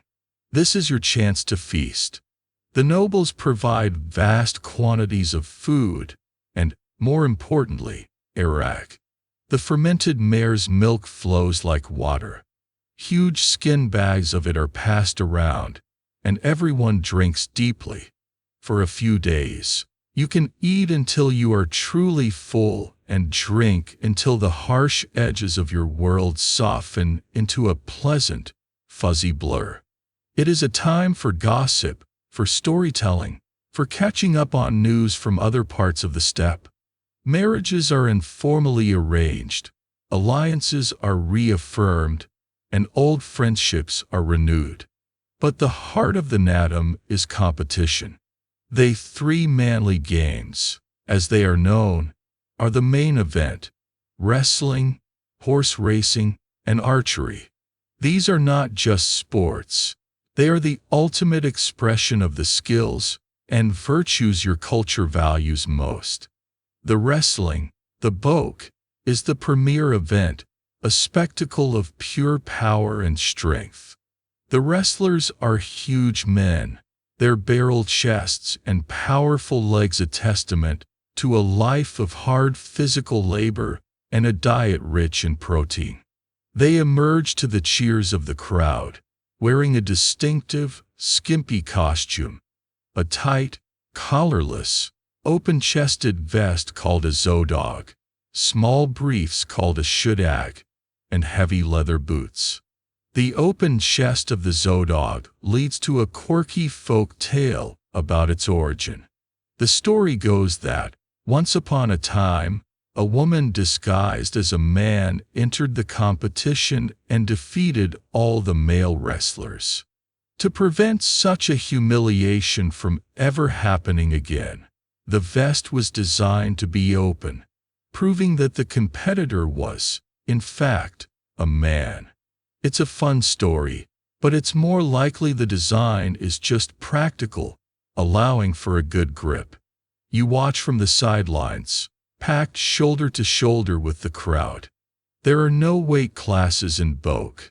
A smaller, quicker man might find himself facing a giant. The match begins with the wrestlers performing a slow, ritualistic dance mimicking the flight of an eagle or a falcon, a display of grace before the brutality. Then they collide. The goal is simple: to make your opponent touch the ground with any part of his body other than his feet or hands. A knee, an elbow, his back, any of these means defeat. The matches are a grunting, straining affair of incredible skill and leverage. You see men lift each other off the ground, execute complex trips and throws, and grapple until one of them topples. The crowd roars its approval for a good throw. The winner doesn't get a gold medal. He gets respect, honor, and often a prize of livestock, a few sheep, or even a horse. For a commoner, a victory in the wrestling ring is a rare chance to earn fame and a small measure of wealth. Then there is the horse racing. This is not the neat, circular track of a modern derby. The Natam horse race is a cross-country endurance event, a grueling test of stamina for both horse and rider, run over a distance of 15 to 30 kilometers across the open steppe. A mainstream historical fact is that the jockeys were, and still are, children. Boys and girls between the ages of 5 and 12 are chosen for their light weight. You, being a teenager now, are too heavy, but you might have a younger brother or cousin competing. You watch as the dozens of child jockeys line up, riding their family's best horses bareback, with only a simple bridle. They are tiny figures on powerful animals. The race begins with a thunder of hooves, and the horses disappear into a cloud of dust, heading for a distant turning point.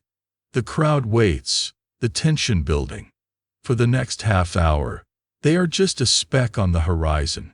The children urge their horses on with high-pitched shouts and a flick of a small whip. It is incredibly dangerous.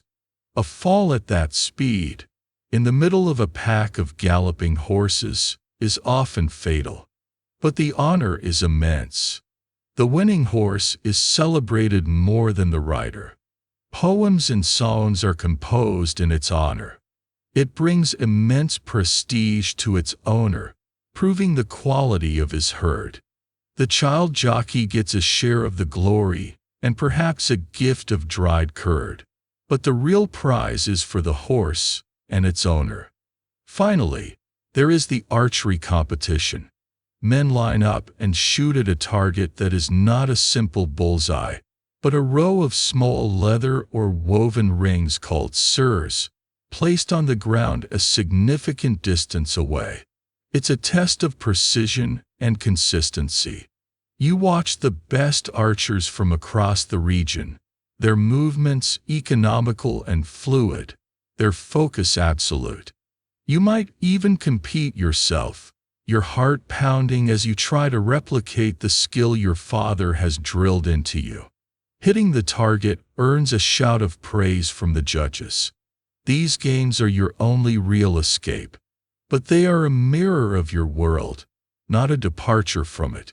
They celebrate the physical prowess, the horsemanship, and the martial skill necessary for survival and warfare. They reinforce the social hierarchy, with the nobles sponsoring the events and competing for the highest honors. Historians still debate the primary function of the Natam in this era. Was it a genuine folk festival, a religious ceremony to ensure good fortune for the coming year? Or was it a form of military review, a way for a clan leader to assess the fitness and skill of his fighting men? The truth is, it was likely all of these things at once. For a few days, you are part of something larger than your own family, your own small herd. You are part of the clan, part of the Mongol people. You share in the collective triumphs and feel a sense of belonging that is absent in the lonely months of herding. But the festival always ends. The airag runs out, the crowds disperse, and the temporary city of Jairs melts away. Your family packs up your own tent, and you begin the long, quiet journey back to your own pasture, back to your life of monotonous labor. The hangover from the airag will fade in a day. The cheers of the crowd will become a faint echo. But the memory of the Nadam is a small, bright coal. The echoes of the Nadam have faded, and you are back in the familiar, crushing silence of the open steppe. The brief, chaotic joy of the festival has been replaced by the quiet, heavy responsibility of your daily life. But as you watch your herd graze under the immense, endless blue sky, you are reminded that you are never truly alone. Your physical world of grass, wind, and animals is just one layer of reality.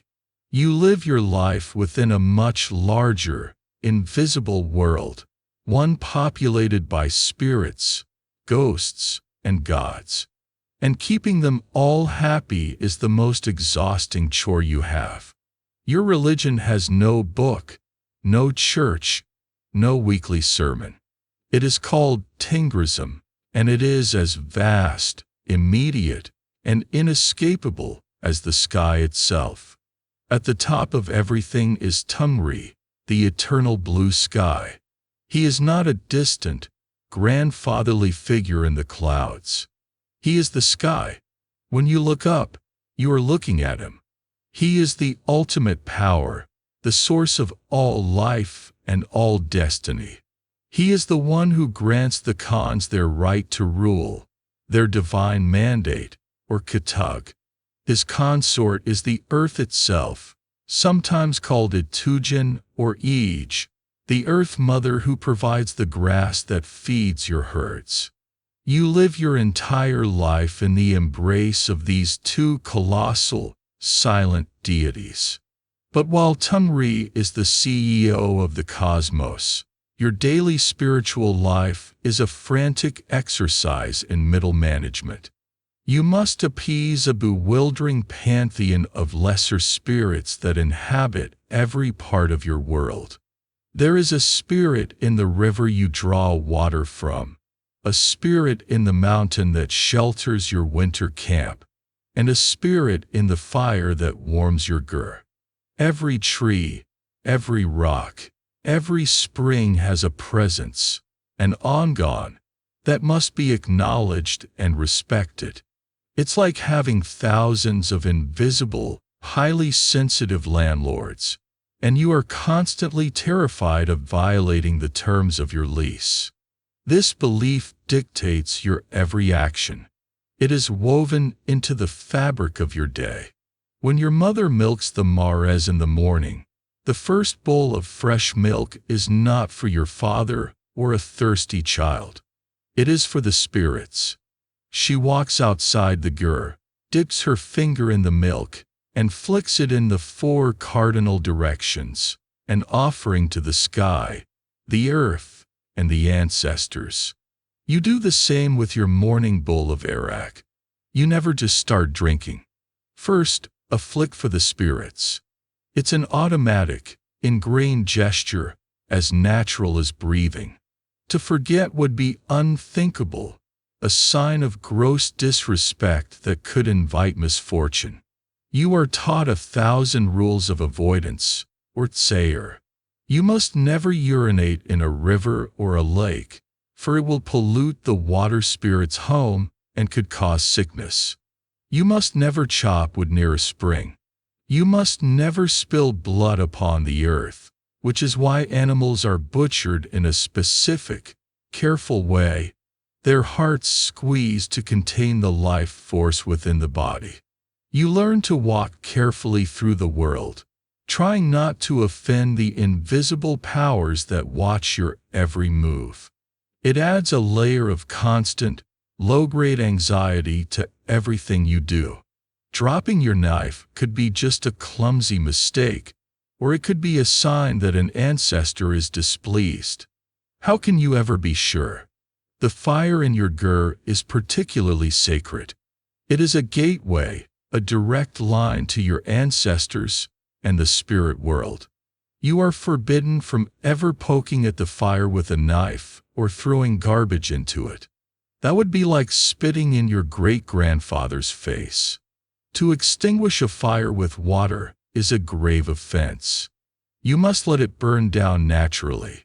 The respect for fire is absolute.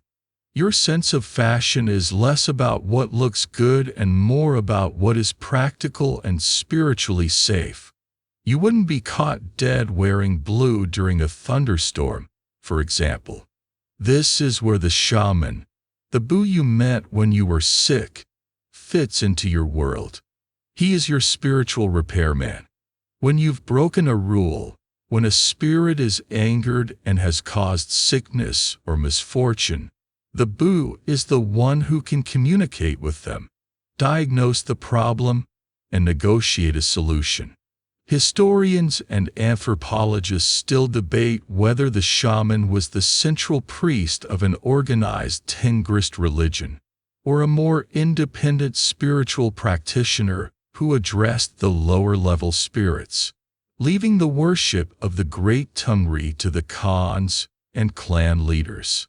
In your experience, the Noyan might lead a great public ceremony to honor Tungri on a sacred mountain once a year, but for the day-to-day problems, a sick child, a lame horse, a string of bad luck, you call the shaman. He is the one who deals with the messy, personal side of the spiritual world. And sometimes, the spirit world doesn't just whisper, it screams. This brings us to a terrifying and quirky aspect of your belief system, the Mongol view of lightning. A thunderstorm is not a meteorological event. It is a direct and terrifying expression of Tungri's power and wrath. If lightning strikes near your camp, it is a moment of profound religious awe and terror. You and your family will cower in your gur, silent and motionless, until it passes. If a person or an animal is struck by lightning and killed, they are not mourned in the usual way. They have been touched by Tungri himself. Their body is considered both sacred and taboo. If lightning strikes your camp but doesn't kill anyone, the place it struck is now consecrated ground. The family whose gur or herd was hit is put into a state of ritual impurity. They are effectively quarantined.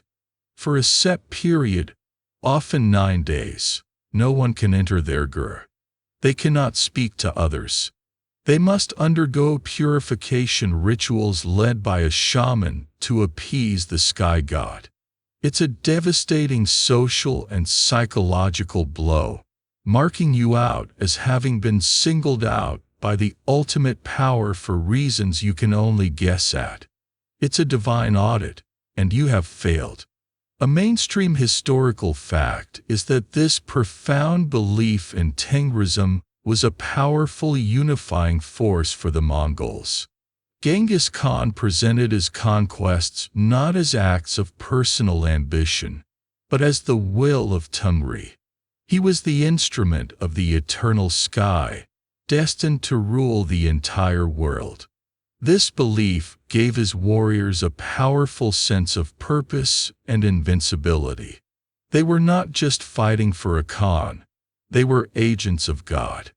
For you, however, the day-to-day reality of Tengrism is less about glorious destiny and more about fearful maintenance.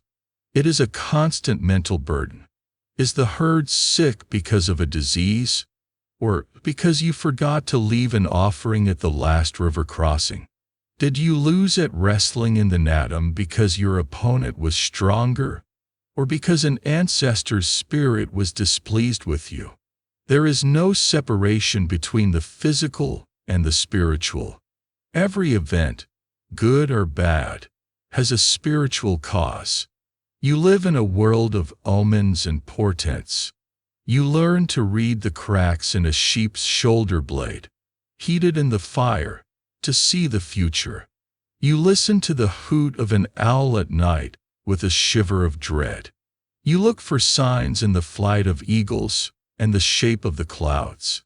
It is an exhausting, never-ending effort to interpret the will of the invisible world that surrounds you. The misery of your life is not just the physical hardship. It is the psychological weight of knowing that you are a tiny help. The world has changed. The endless, cyclical violence of the clan wars has been crushed under the boot of a single, all-powerful ruler. The Yasa has brought a new, brutal kind of order to the steppe. You feel safer from your neighbors, but you are now subject to a power far greater and more demanding than any local Noyan. The Great Khan has unified the tribes, and this new unity comes with a price. Your life as a common herder is no longer just about your own survival or the prosperity of your family. You are now a resource for an empire, and the empire has an insatiable appetite. The two great demands that will now define your existence are taxes and conscription. The concept of a regular, systematic tax is new and unwelcome. In the old days, you gave gifts to your clan chief, a customary tribute that felt personal, part of a reciprocal relationship. Now, the emperor's officials, the Daragachi, arrive with scrolls and an air of bureaucratic authority. They are not here to share arag and talk about the weather. They are here to count your animals and assess your tax burden. A mainstream historical fact is that the Mongol Empire created one of the most efficient and comprehensive census and taxation systems the world had ever seen. Every household was registered, and every head of livestock was counted. The standard tax, or kubchiri, was typically set at 1 animal out of every 100. 1 sheep from every 100 sheep, 1 horse from every 100 horses. This might not sound like much, but for a family like yours, hovering on the edge of subsistence, losing even a few animals is a significant blow. That 1 horse could be the difference between a successful hunt and a hungry winter. That 1 sheep represents future wool, milk, and lambs. But the kubchiri is just the beginning. The empire is a vast, logistical machine, and it needs constant fuel. In addition to the regular livestock tax, there is the Terianu kubchiri, a tax on any grain you might have acquired through trade. And then there is the yam.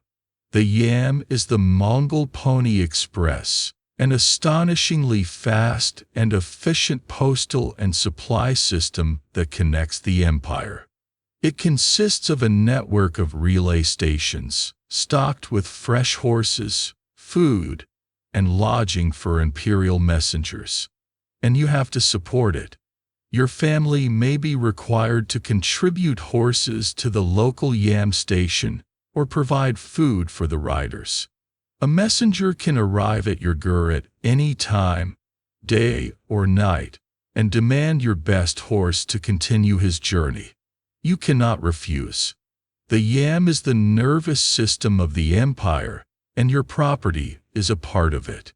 This new system is ruthlessly efficient.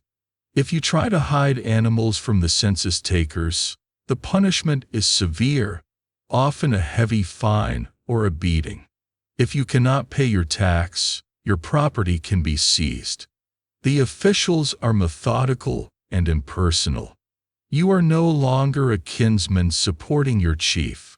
You are a line item on an imperial ledger, a source of revenue for a distant Khan you will never see.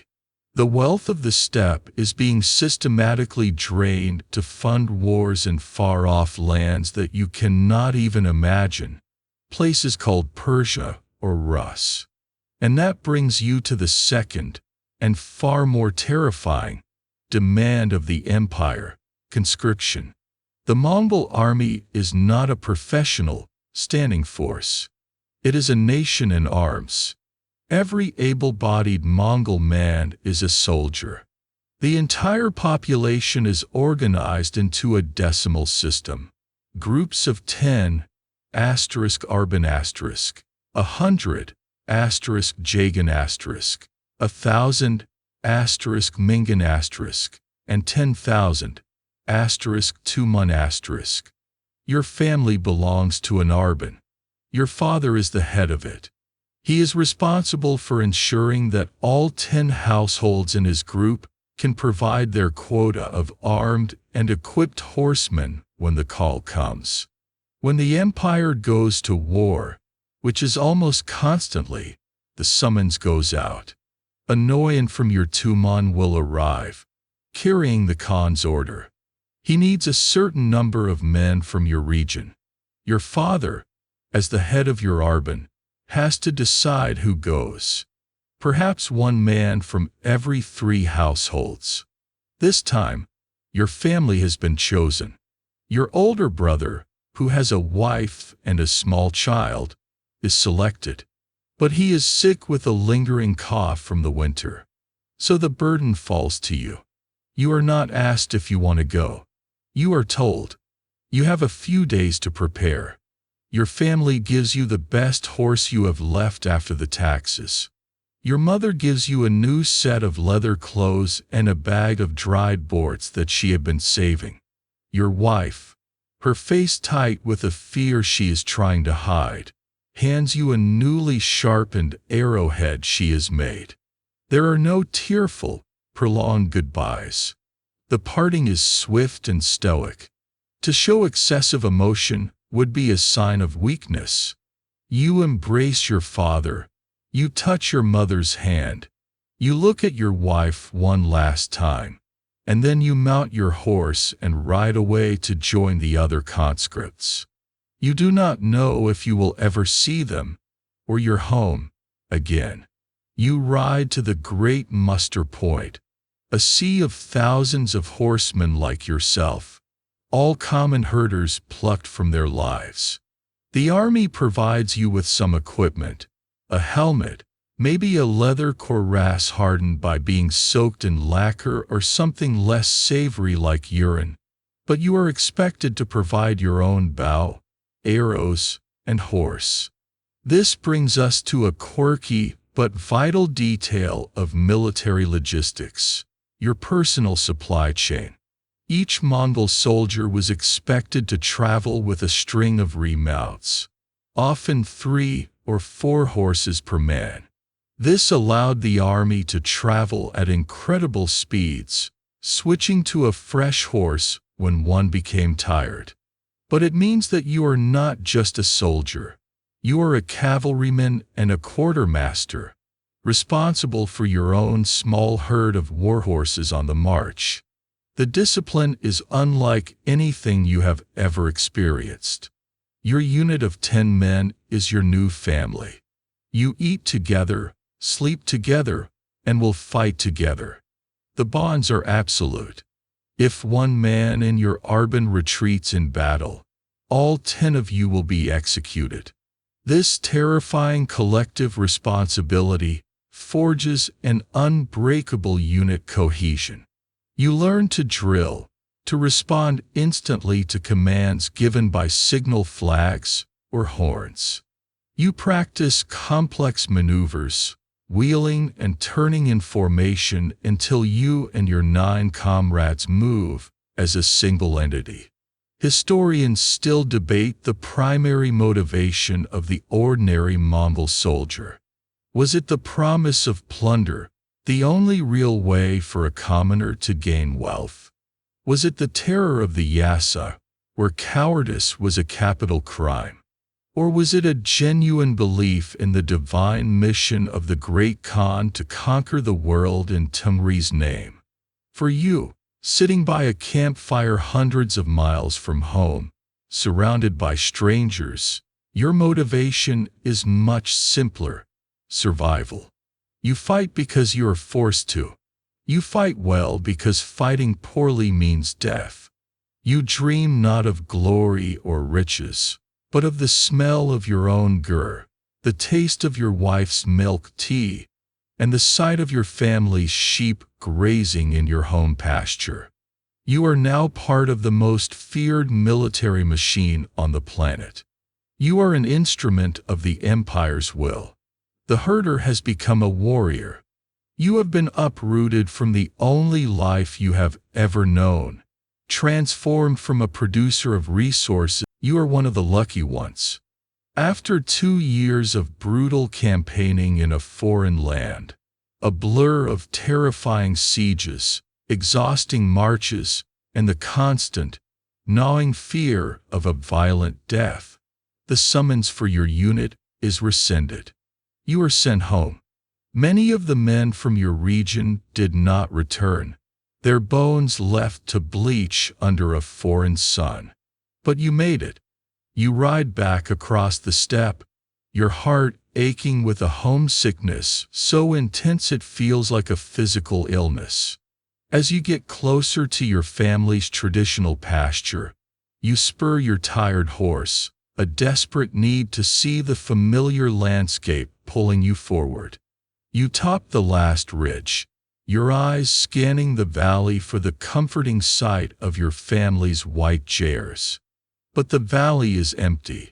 There is no smoke rising from a central fire. There are no herds dotting the green slopes. There is only silence, a silence more profound and terrifying than the roar of any battle. A cold dread, heavier than any fatigue, settles over you.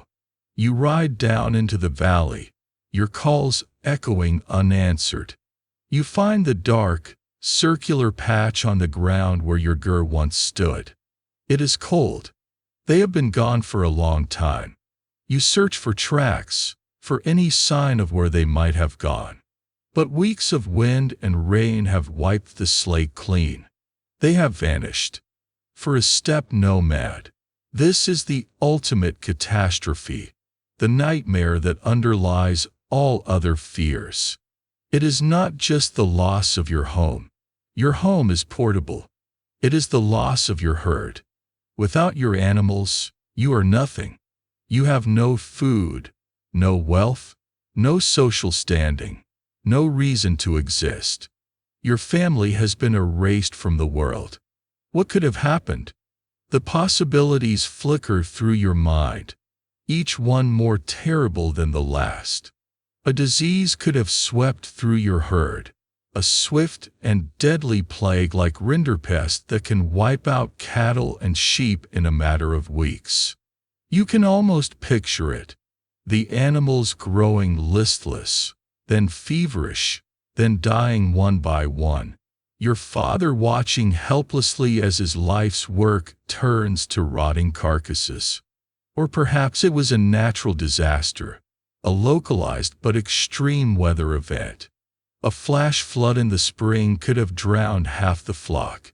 A sudden, brutal hailstorm with ice the size of rocks could have killed the animals and shredded the jares. Or worst of all, another dzud, even more vicious than the ones you have survived before, could have struck while you were gone.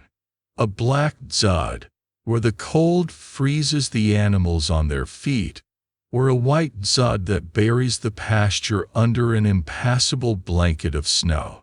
You can imagine your family, weakened and without you and the other conscripted men to help, trying desperately to save the herd, and failing. A mainstream historical fact is that the economic life of the steppe was incredibly fragile. A single family's, or even a whole clan's, entire wealth was embodied in their livestock. Unlike farmers, who had grain stored in silos, a nomad's assets were alive and vulnerable. A single outbreak of disease or one bad winter could plunge a prosperous family into utter destitution. This economic volatility was a constant source of terror. As the devastating reality sinks in, you are overwhelmed by a sense of utter dislocation. Who are you now? You are a soldier without a war, a herder without a herd, a son without a family. You are a ghost in your own home. Your skills, your ability to ride, to shoot, to find pasture, to tend to animals, are now useless. It is the equivalent of a modern person losing all their money, their house, their job, and their family all at once. It is a total system failure. What do? You cannot simply stay here in this empty valley. To do so would be to starve. You have your war horse and your bow, but one man cannot hunt enough to survive for long. You need a community. You need a herd. Your only hope is to find your relatives, your father's brothers, your mother's clan. They live a few weeks' journey to the north. They are your only safety net. You turn your horse and begin to ride, a refugee in your own land. The journey is a lonely, desperate pilgrimage. You hunt for your food, your military training now the only thing keeping you alive. You kill a marmot and roast it over a small, smokeless fire, the greasy meat barely appeasing the hunger in your belly. The vast, open steppe, which once felt like home, now feels like an empty, hostile wilderness. The silence is no longer peaceful. It is the sound of your own isolation. This brings us to a quirky and poignant detail of steppe society, the fate of the Aryan, the herdless man. A man without livestock occupied the lowest possible rung of the social ladder. He was an object of pity and sometimes contempt. He had lost his very identity. Such men often had no choice but to attach themselves to a richer, more powerful clan, becoming servants or retainers. They would work as manual laborers, tending to another man's herd in exchange for scraps of food and a place to sleep. They lost their independence, their honor, and their autonomy. To become an Aryan was to suffer a kind of social death. This is the fate you are riding to escape. After weeks of travel, you finally find your uncle's camp. The relief is so overwhelming that your legs buckle as you dismount your horse. They take you in, feed you, and tell you the story. It was disease, a sickness that came on the spring winds, swift and unstoppable. It ravaged your family's herd. Within a month, nearly all the animals were dead. Your father, broken-hearted and impoverished, had no choice but to pack up the few remaining possessions and take your mother and wife to seek refuge with a distant, more powerful clan, offering his service as a simple laborer. He became an Aryan. They didn't even know if you were alive. They had no way to send word. The news is a strange mixture of relief and profound grief. Your family is alive, but they are living in a state of shame and dependency.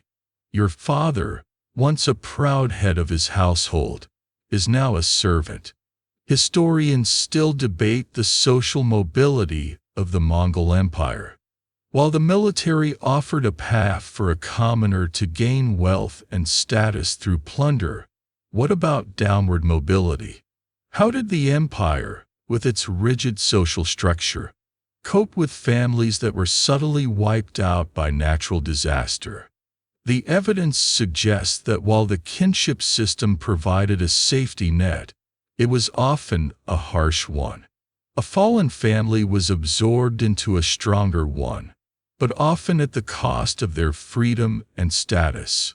Your uncle offers you a place in his ger. He is kind, but you are now a dependent. You are another mouth to feed, a man without a wife, without a herd, without a future. You sleep on the floor of his tent, and the generosity you are shown feels like a heavy blanket, suffocating you with obligation. You help with his herd, but they are his animals, not yours. You are living another man's life. The psychological toll is immense. You have survived a war, only to come home and find that your world has died a quiet, ignominious death without you. The misery of the battlefield was sharp and clear. This is a dull, chronic, aching misery. It is the misery of uselessness, of dependency, of years pass.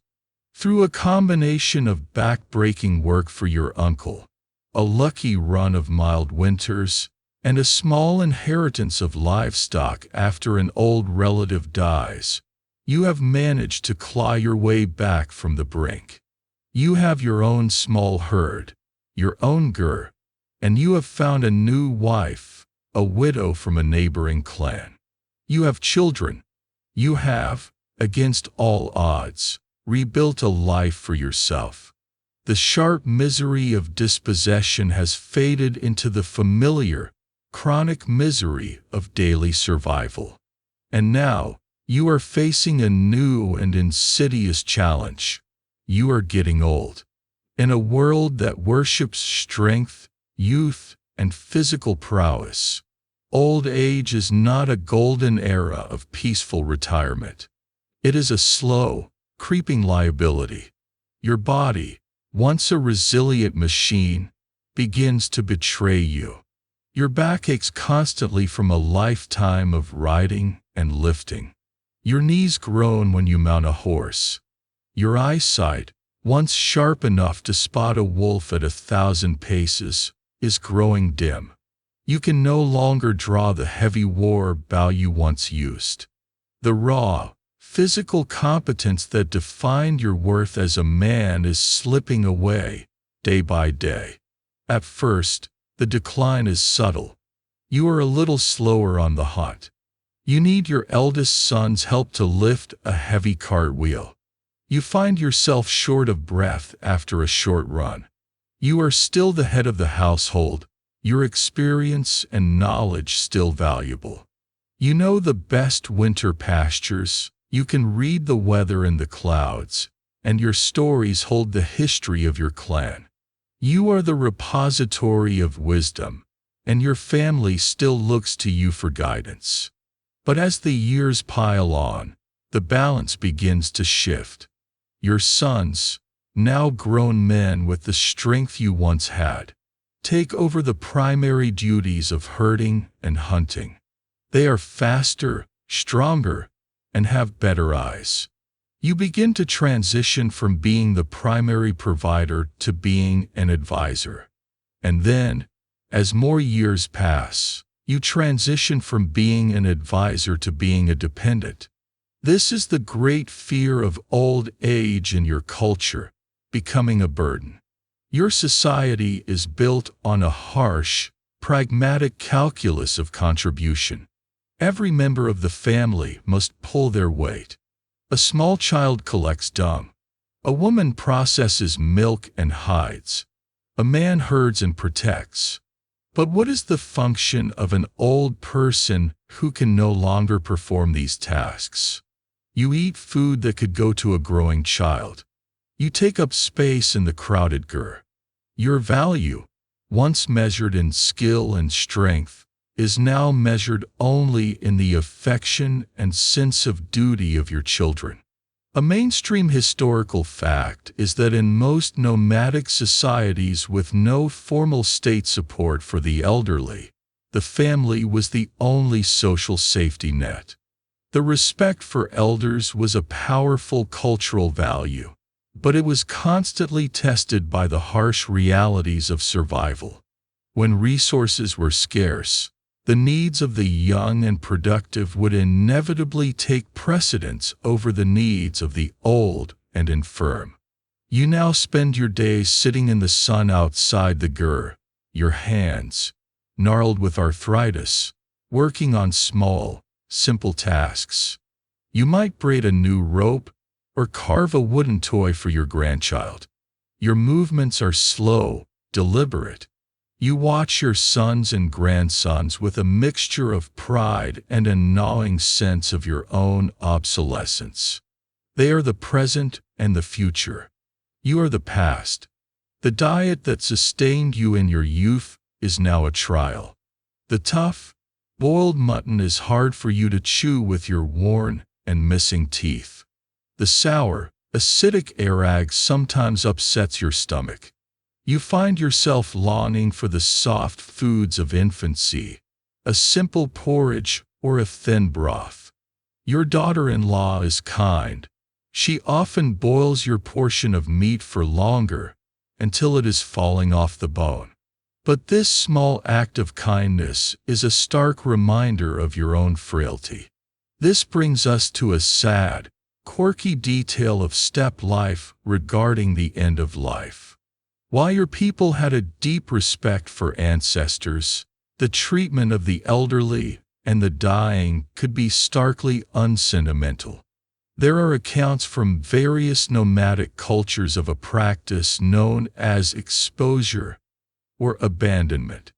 When an elderly person became too infirm to travel with the herd during a migration, or when a family was facing starvation, the old person might be left behind.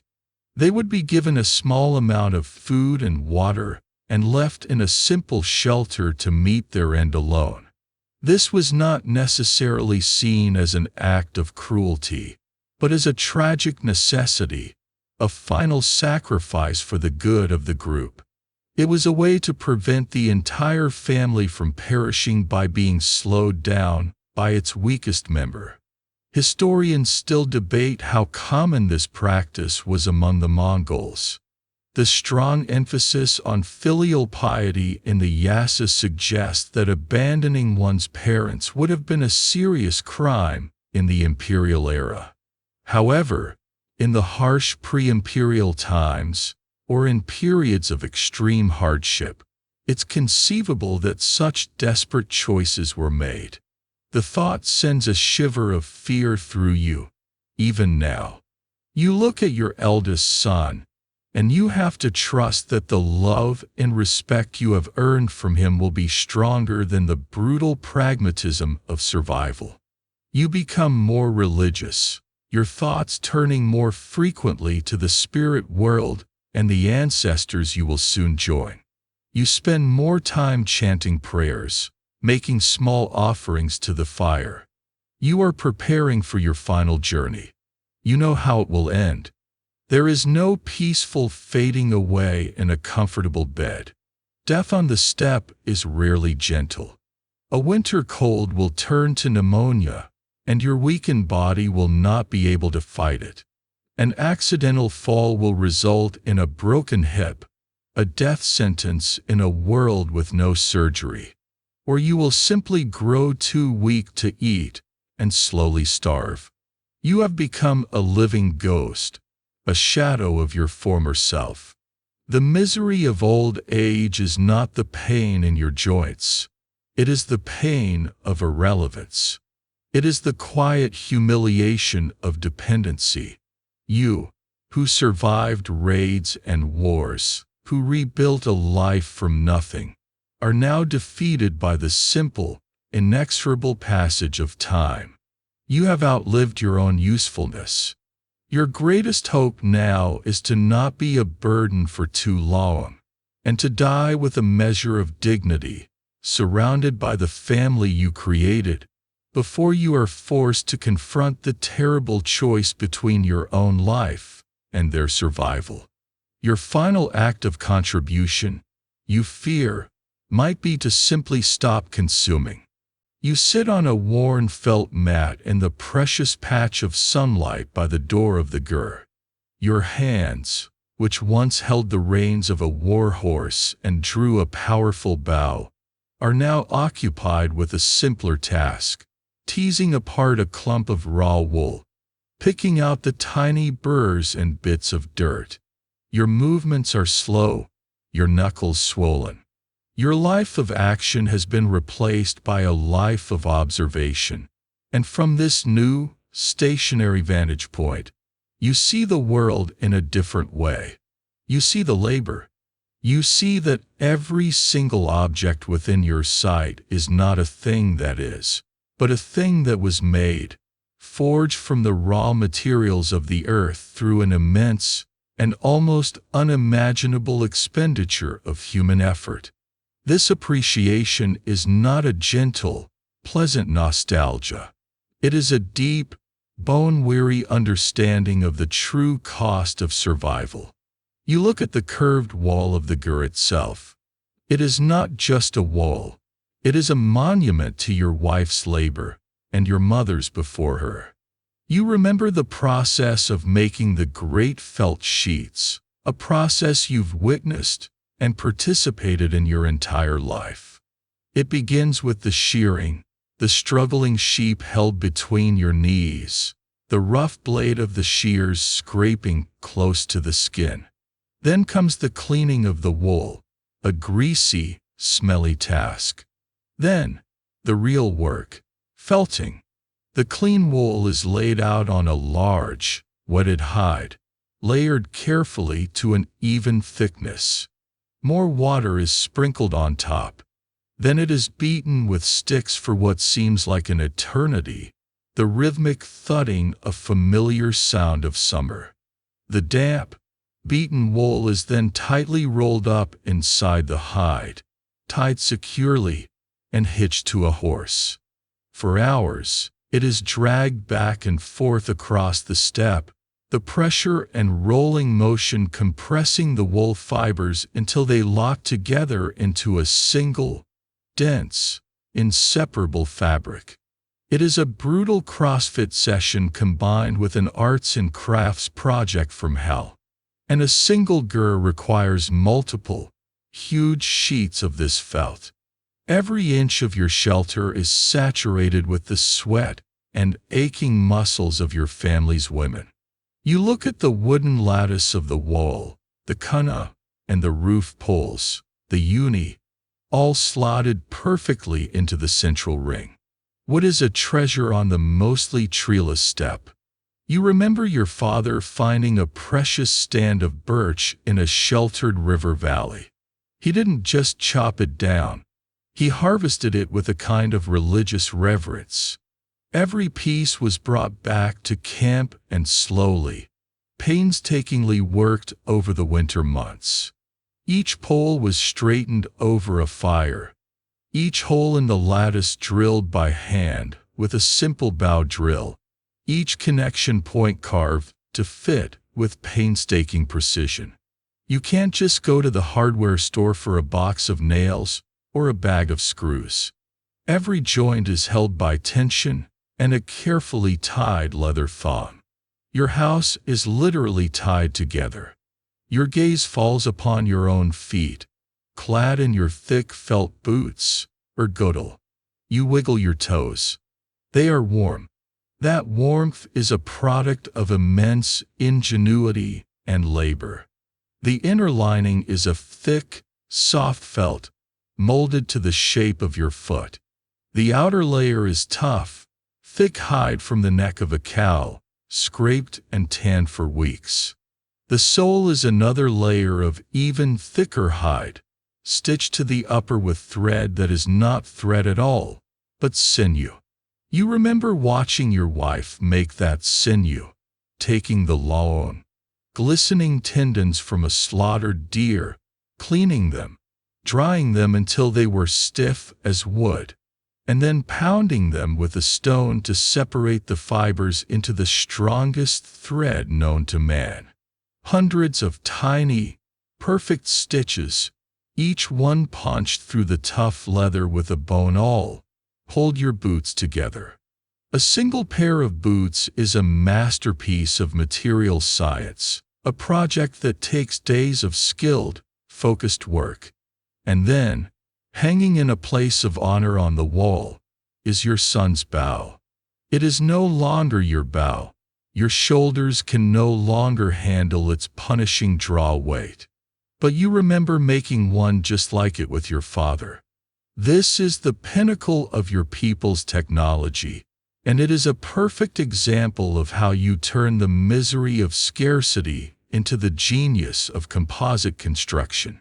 A mainstream historical fact is that the Mongol bow's power came from its laminated layers: a core of wood, a belly of horn, and a back of sinew. You watch your son practice, and you can see the science in action. When he draws the bow, the horn on the inside of the curve resists compression, and the sinew on the outside stretches. These materials are far more efficient at storing and releasing energy than simple wood. But the process of making one is a year-long act of faith. You had to find the right wood. You had to slaughter a yak or a water buffalo and carefully cut and shape the horn, boiling it and pressing it into the correct shape.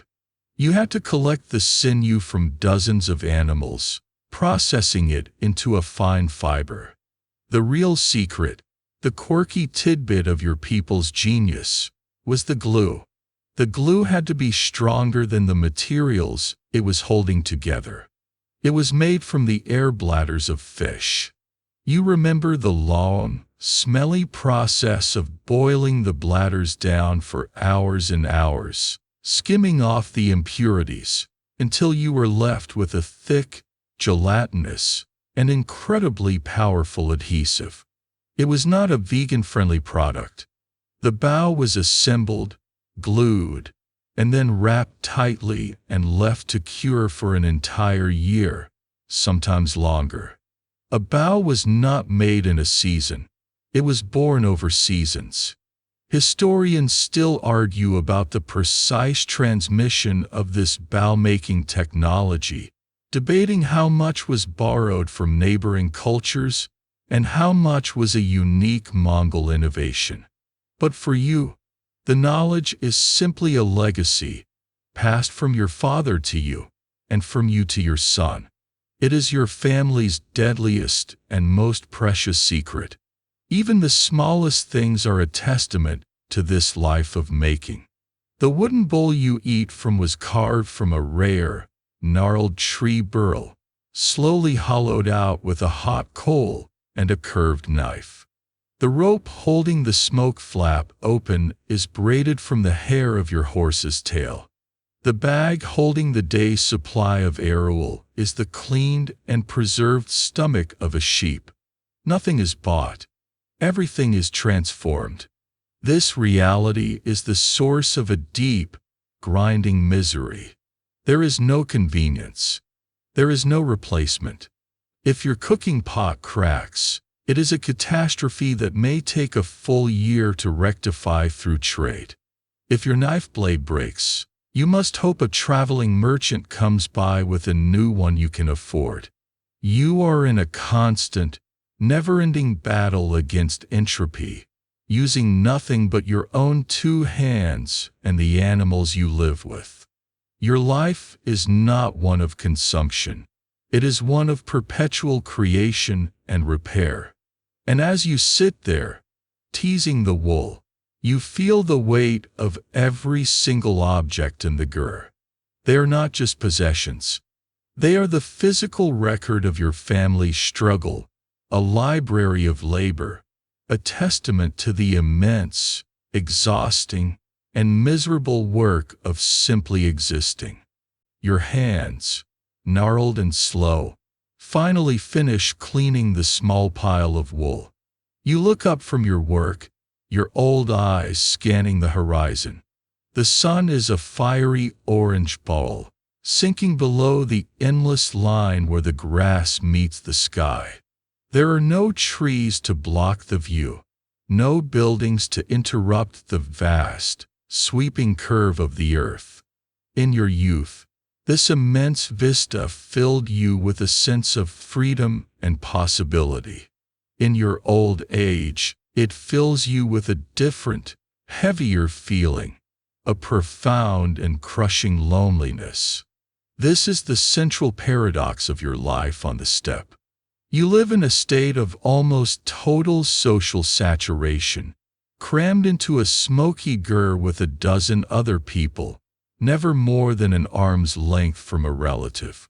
You have no privacy, no personal space, no moment of true solitude.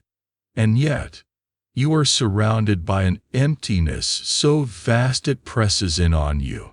A landscape so minimalist and unchanging it can feel like a psychological prison. The misery of the steppe is not just physical.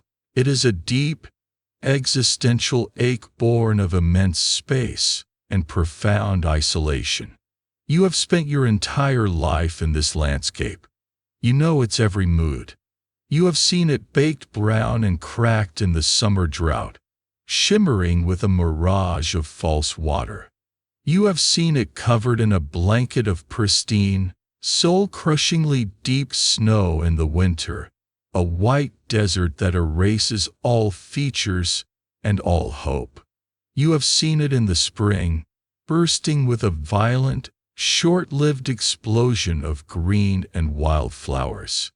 And you have seen it in the autumn, a sea of pale gold grass under a sky of aching, crystalline blue. You know this land better than you know your own face. But knowing it does not make it any less empty. There are no landmarks to anchor you.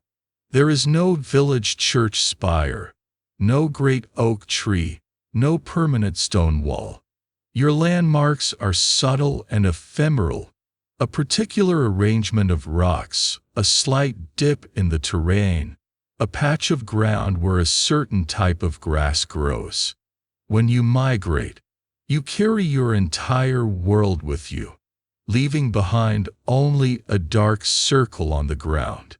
You are untethered, a ship on a great, grassy ocean. This lack of permanence, this constant state of being unrooted, contributes to a feeling of cosmic insignificance. You are a tiny speck of life crawling across the face of an indifferent planet. The sounds of your world amplify this feeling. When the wind is still, a rare and holy event, the silence is absolute. It is a silence so deep it roars in your ears. You can hear the blood pulsing in your head, the sound of your own breathing. It is the sound of pure, unadulterated emptiness. More often, there is the wind. It is your constant companion, a sound that has been the backdrop to every moment of your life. It moans around the gur at night. It shrieks during a blizzard. It whispers through the grass on a summer afternoon. It is the voice of the void. This psychological landscape has shaped your people's character. You are stoic, reserved, and not given to easy emotional displays. To be loud and effusive is to be a fool, wasting energy against the vast silence. Your conversations are practical and direct.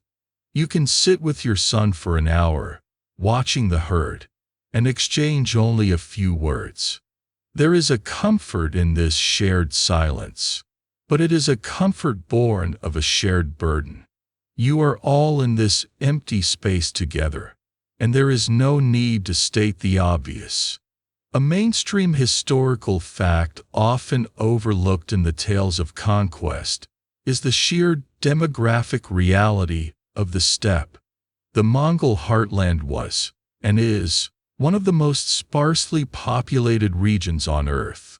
Before the empire, your entire tribe might have consisted of only a few thousand people, scattered across a territory the size of a small European country. You might go for weeks without seeing anyone who was not your direct kin. This enforced isolation bred a fierce clan loyalty and a deep suspicion of strangers. Every outsider was a potential threat, a disruption to your fragile, isolated world. The psychological weight of this environment manifests in strange ways. You have a rich inner world, populated by the spirits and ancestors of your tengrist beliefs. Your mind fills the empty space with an elaborate cast of invisible beings, because a landscape this empty feels unnatural. Surely, it must be teeming with unseen life. This is a quirky, but deeply human response to profound isolation. Your belief system is, in part, a psychological defense mechanism against the terrifying emptiness of your physical reality. Historians and cultural psychologists still debate the long-term psychological effects of living in such an extreme environment. Did it foster a unique kind of mental resilience and self-reliance? Or did it lead to higher rates of depression and what might be called steppe madness, a feeling of being overwhelmed by the sheer scale of the landscape? There are folk tales of men who would ride out into the steppe and simply keep riding, swallowed by the horizon, driven mad by the wind and the silence. While likely just stories, they speak to a real, recognized psychological danger. As an old man, you feel this more acutely than ever. Your world has shrunk. You can no longer ride for days on end. Your world is the gur, and the small patch of ground around it. You sit and watch the endless landscape, and it feels like you are watching time itself pass. The shadows of the clouds drift across the plains like ghosts. An eagle circles high overhead, a lonely speck in the vast blue. Your life feels like that eagle's flight, a brief, lonely circle in an immense space, leaving no trace behind. You have known great joys, the birth of your son, the pride of a successful hunt, the laughter at an atom. You have known profound love for your wife and your family. But these moments feel like small, warm fires lit against an infinite, encroaching cold. The dominant emotional tone of your existence has been a kind of weary, stoic endurance. The misery of Mongolian survival is not just in the hunger, the cold, or the violence. It is in this deep, existential loneliness. It is the quiet, grinding weight of living a small, fragile life in a world that is too big, too empty, and too silent. You are surrounded by your family, yet you feel as if you are the only person on earth. The sky above your head seems paler now, the vast blue washed out. The sun, even in summer, no longer warms you to the bone.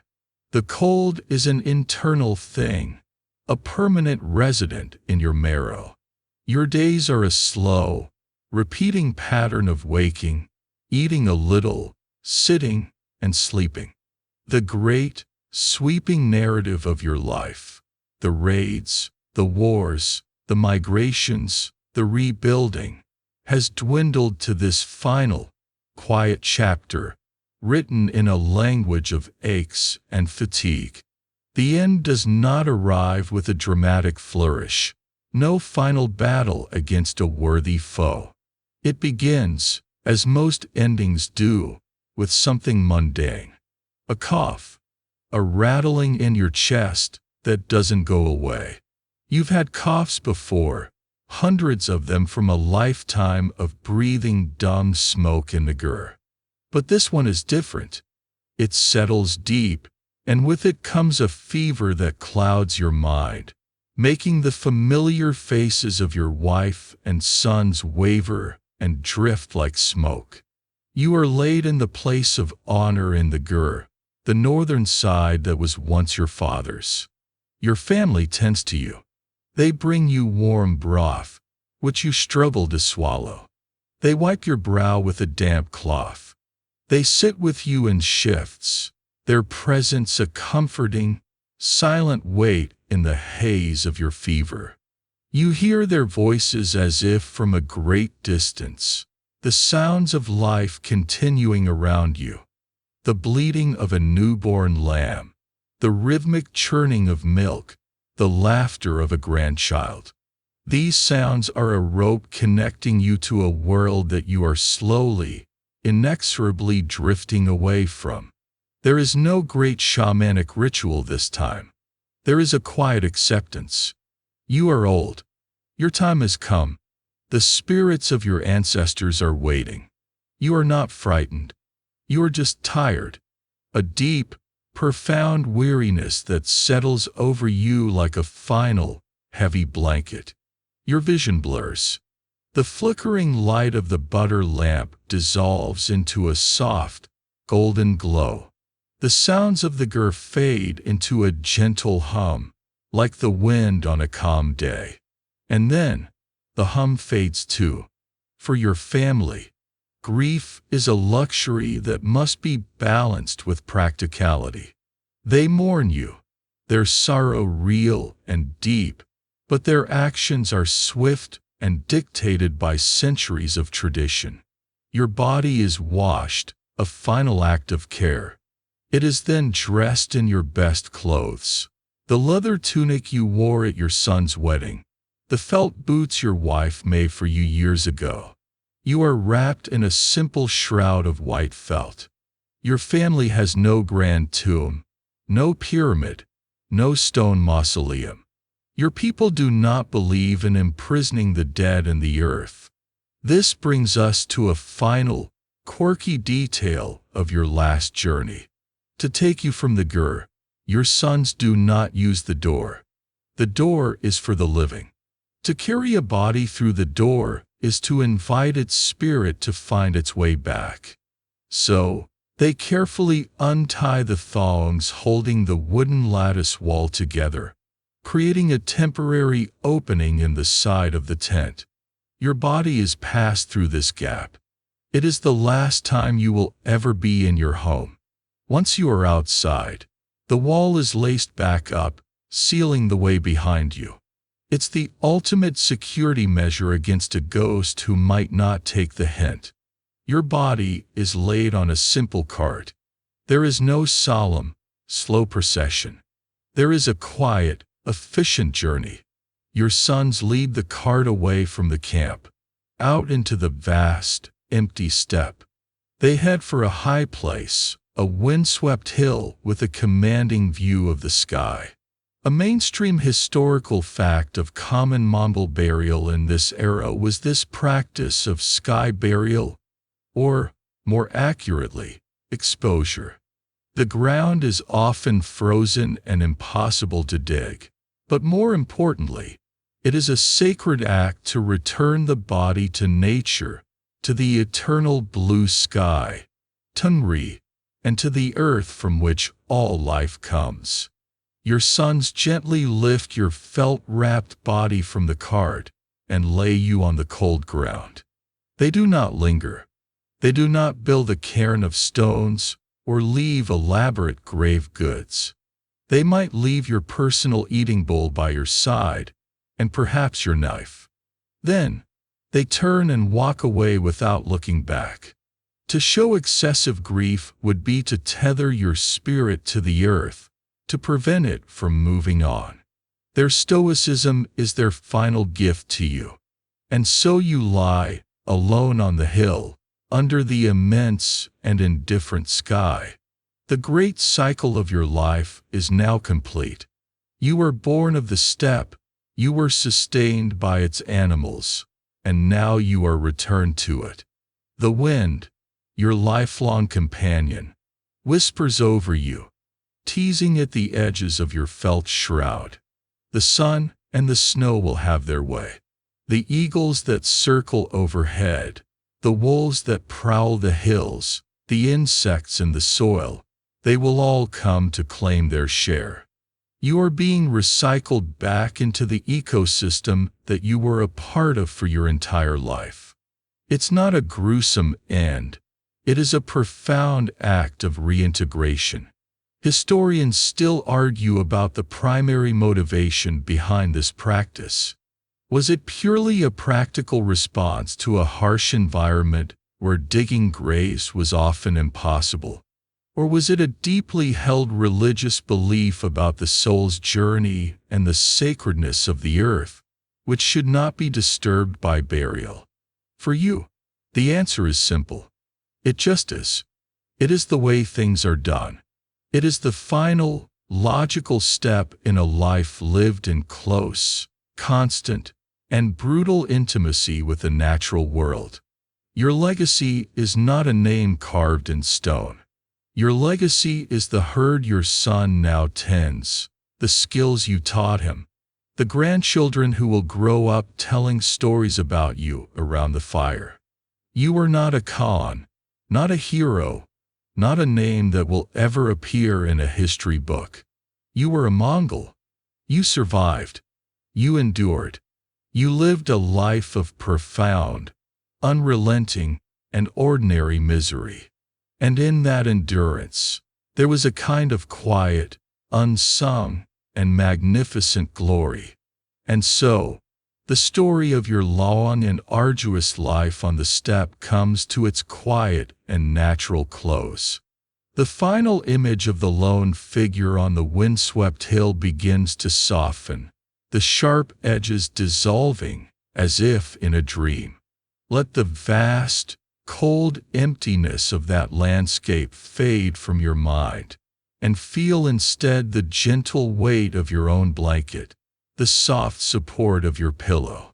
The struggles of that distant world, the biting wind, the gnawing hunger, the constant, wearying labor, can all be released now, allowed to drift away on the peaceful currents of the night. Your journey is over, but the journey into sleep is just beginning. Think not of the hard-packed earth of the Gurf floor, but of the comfort that surrounds you now, a safe and quiet harbor after a long and turbulent tale. Let the silence that follows be a gentle one, a peaceful quiet that fills your room and stills your mind, letting go of the story, letting go of the day, and easing into the deep and restorative peace you so richly deserve.